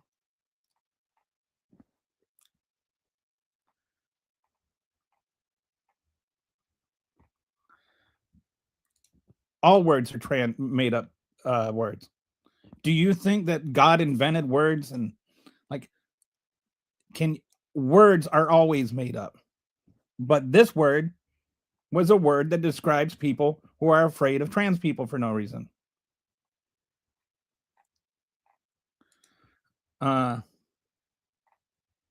Anyway,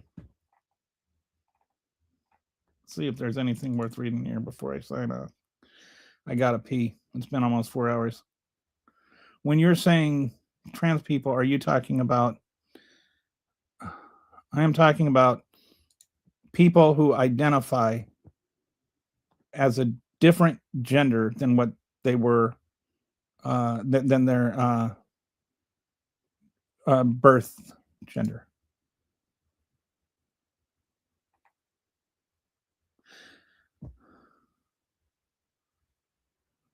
I have no idea what that means.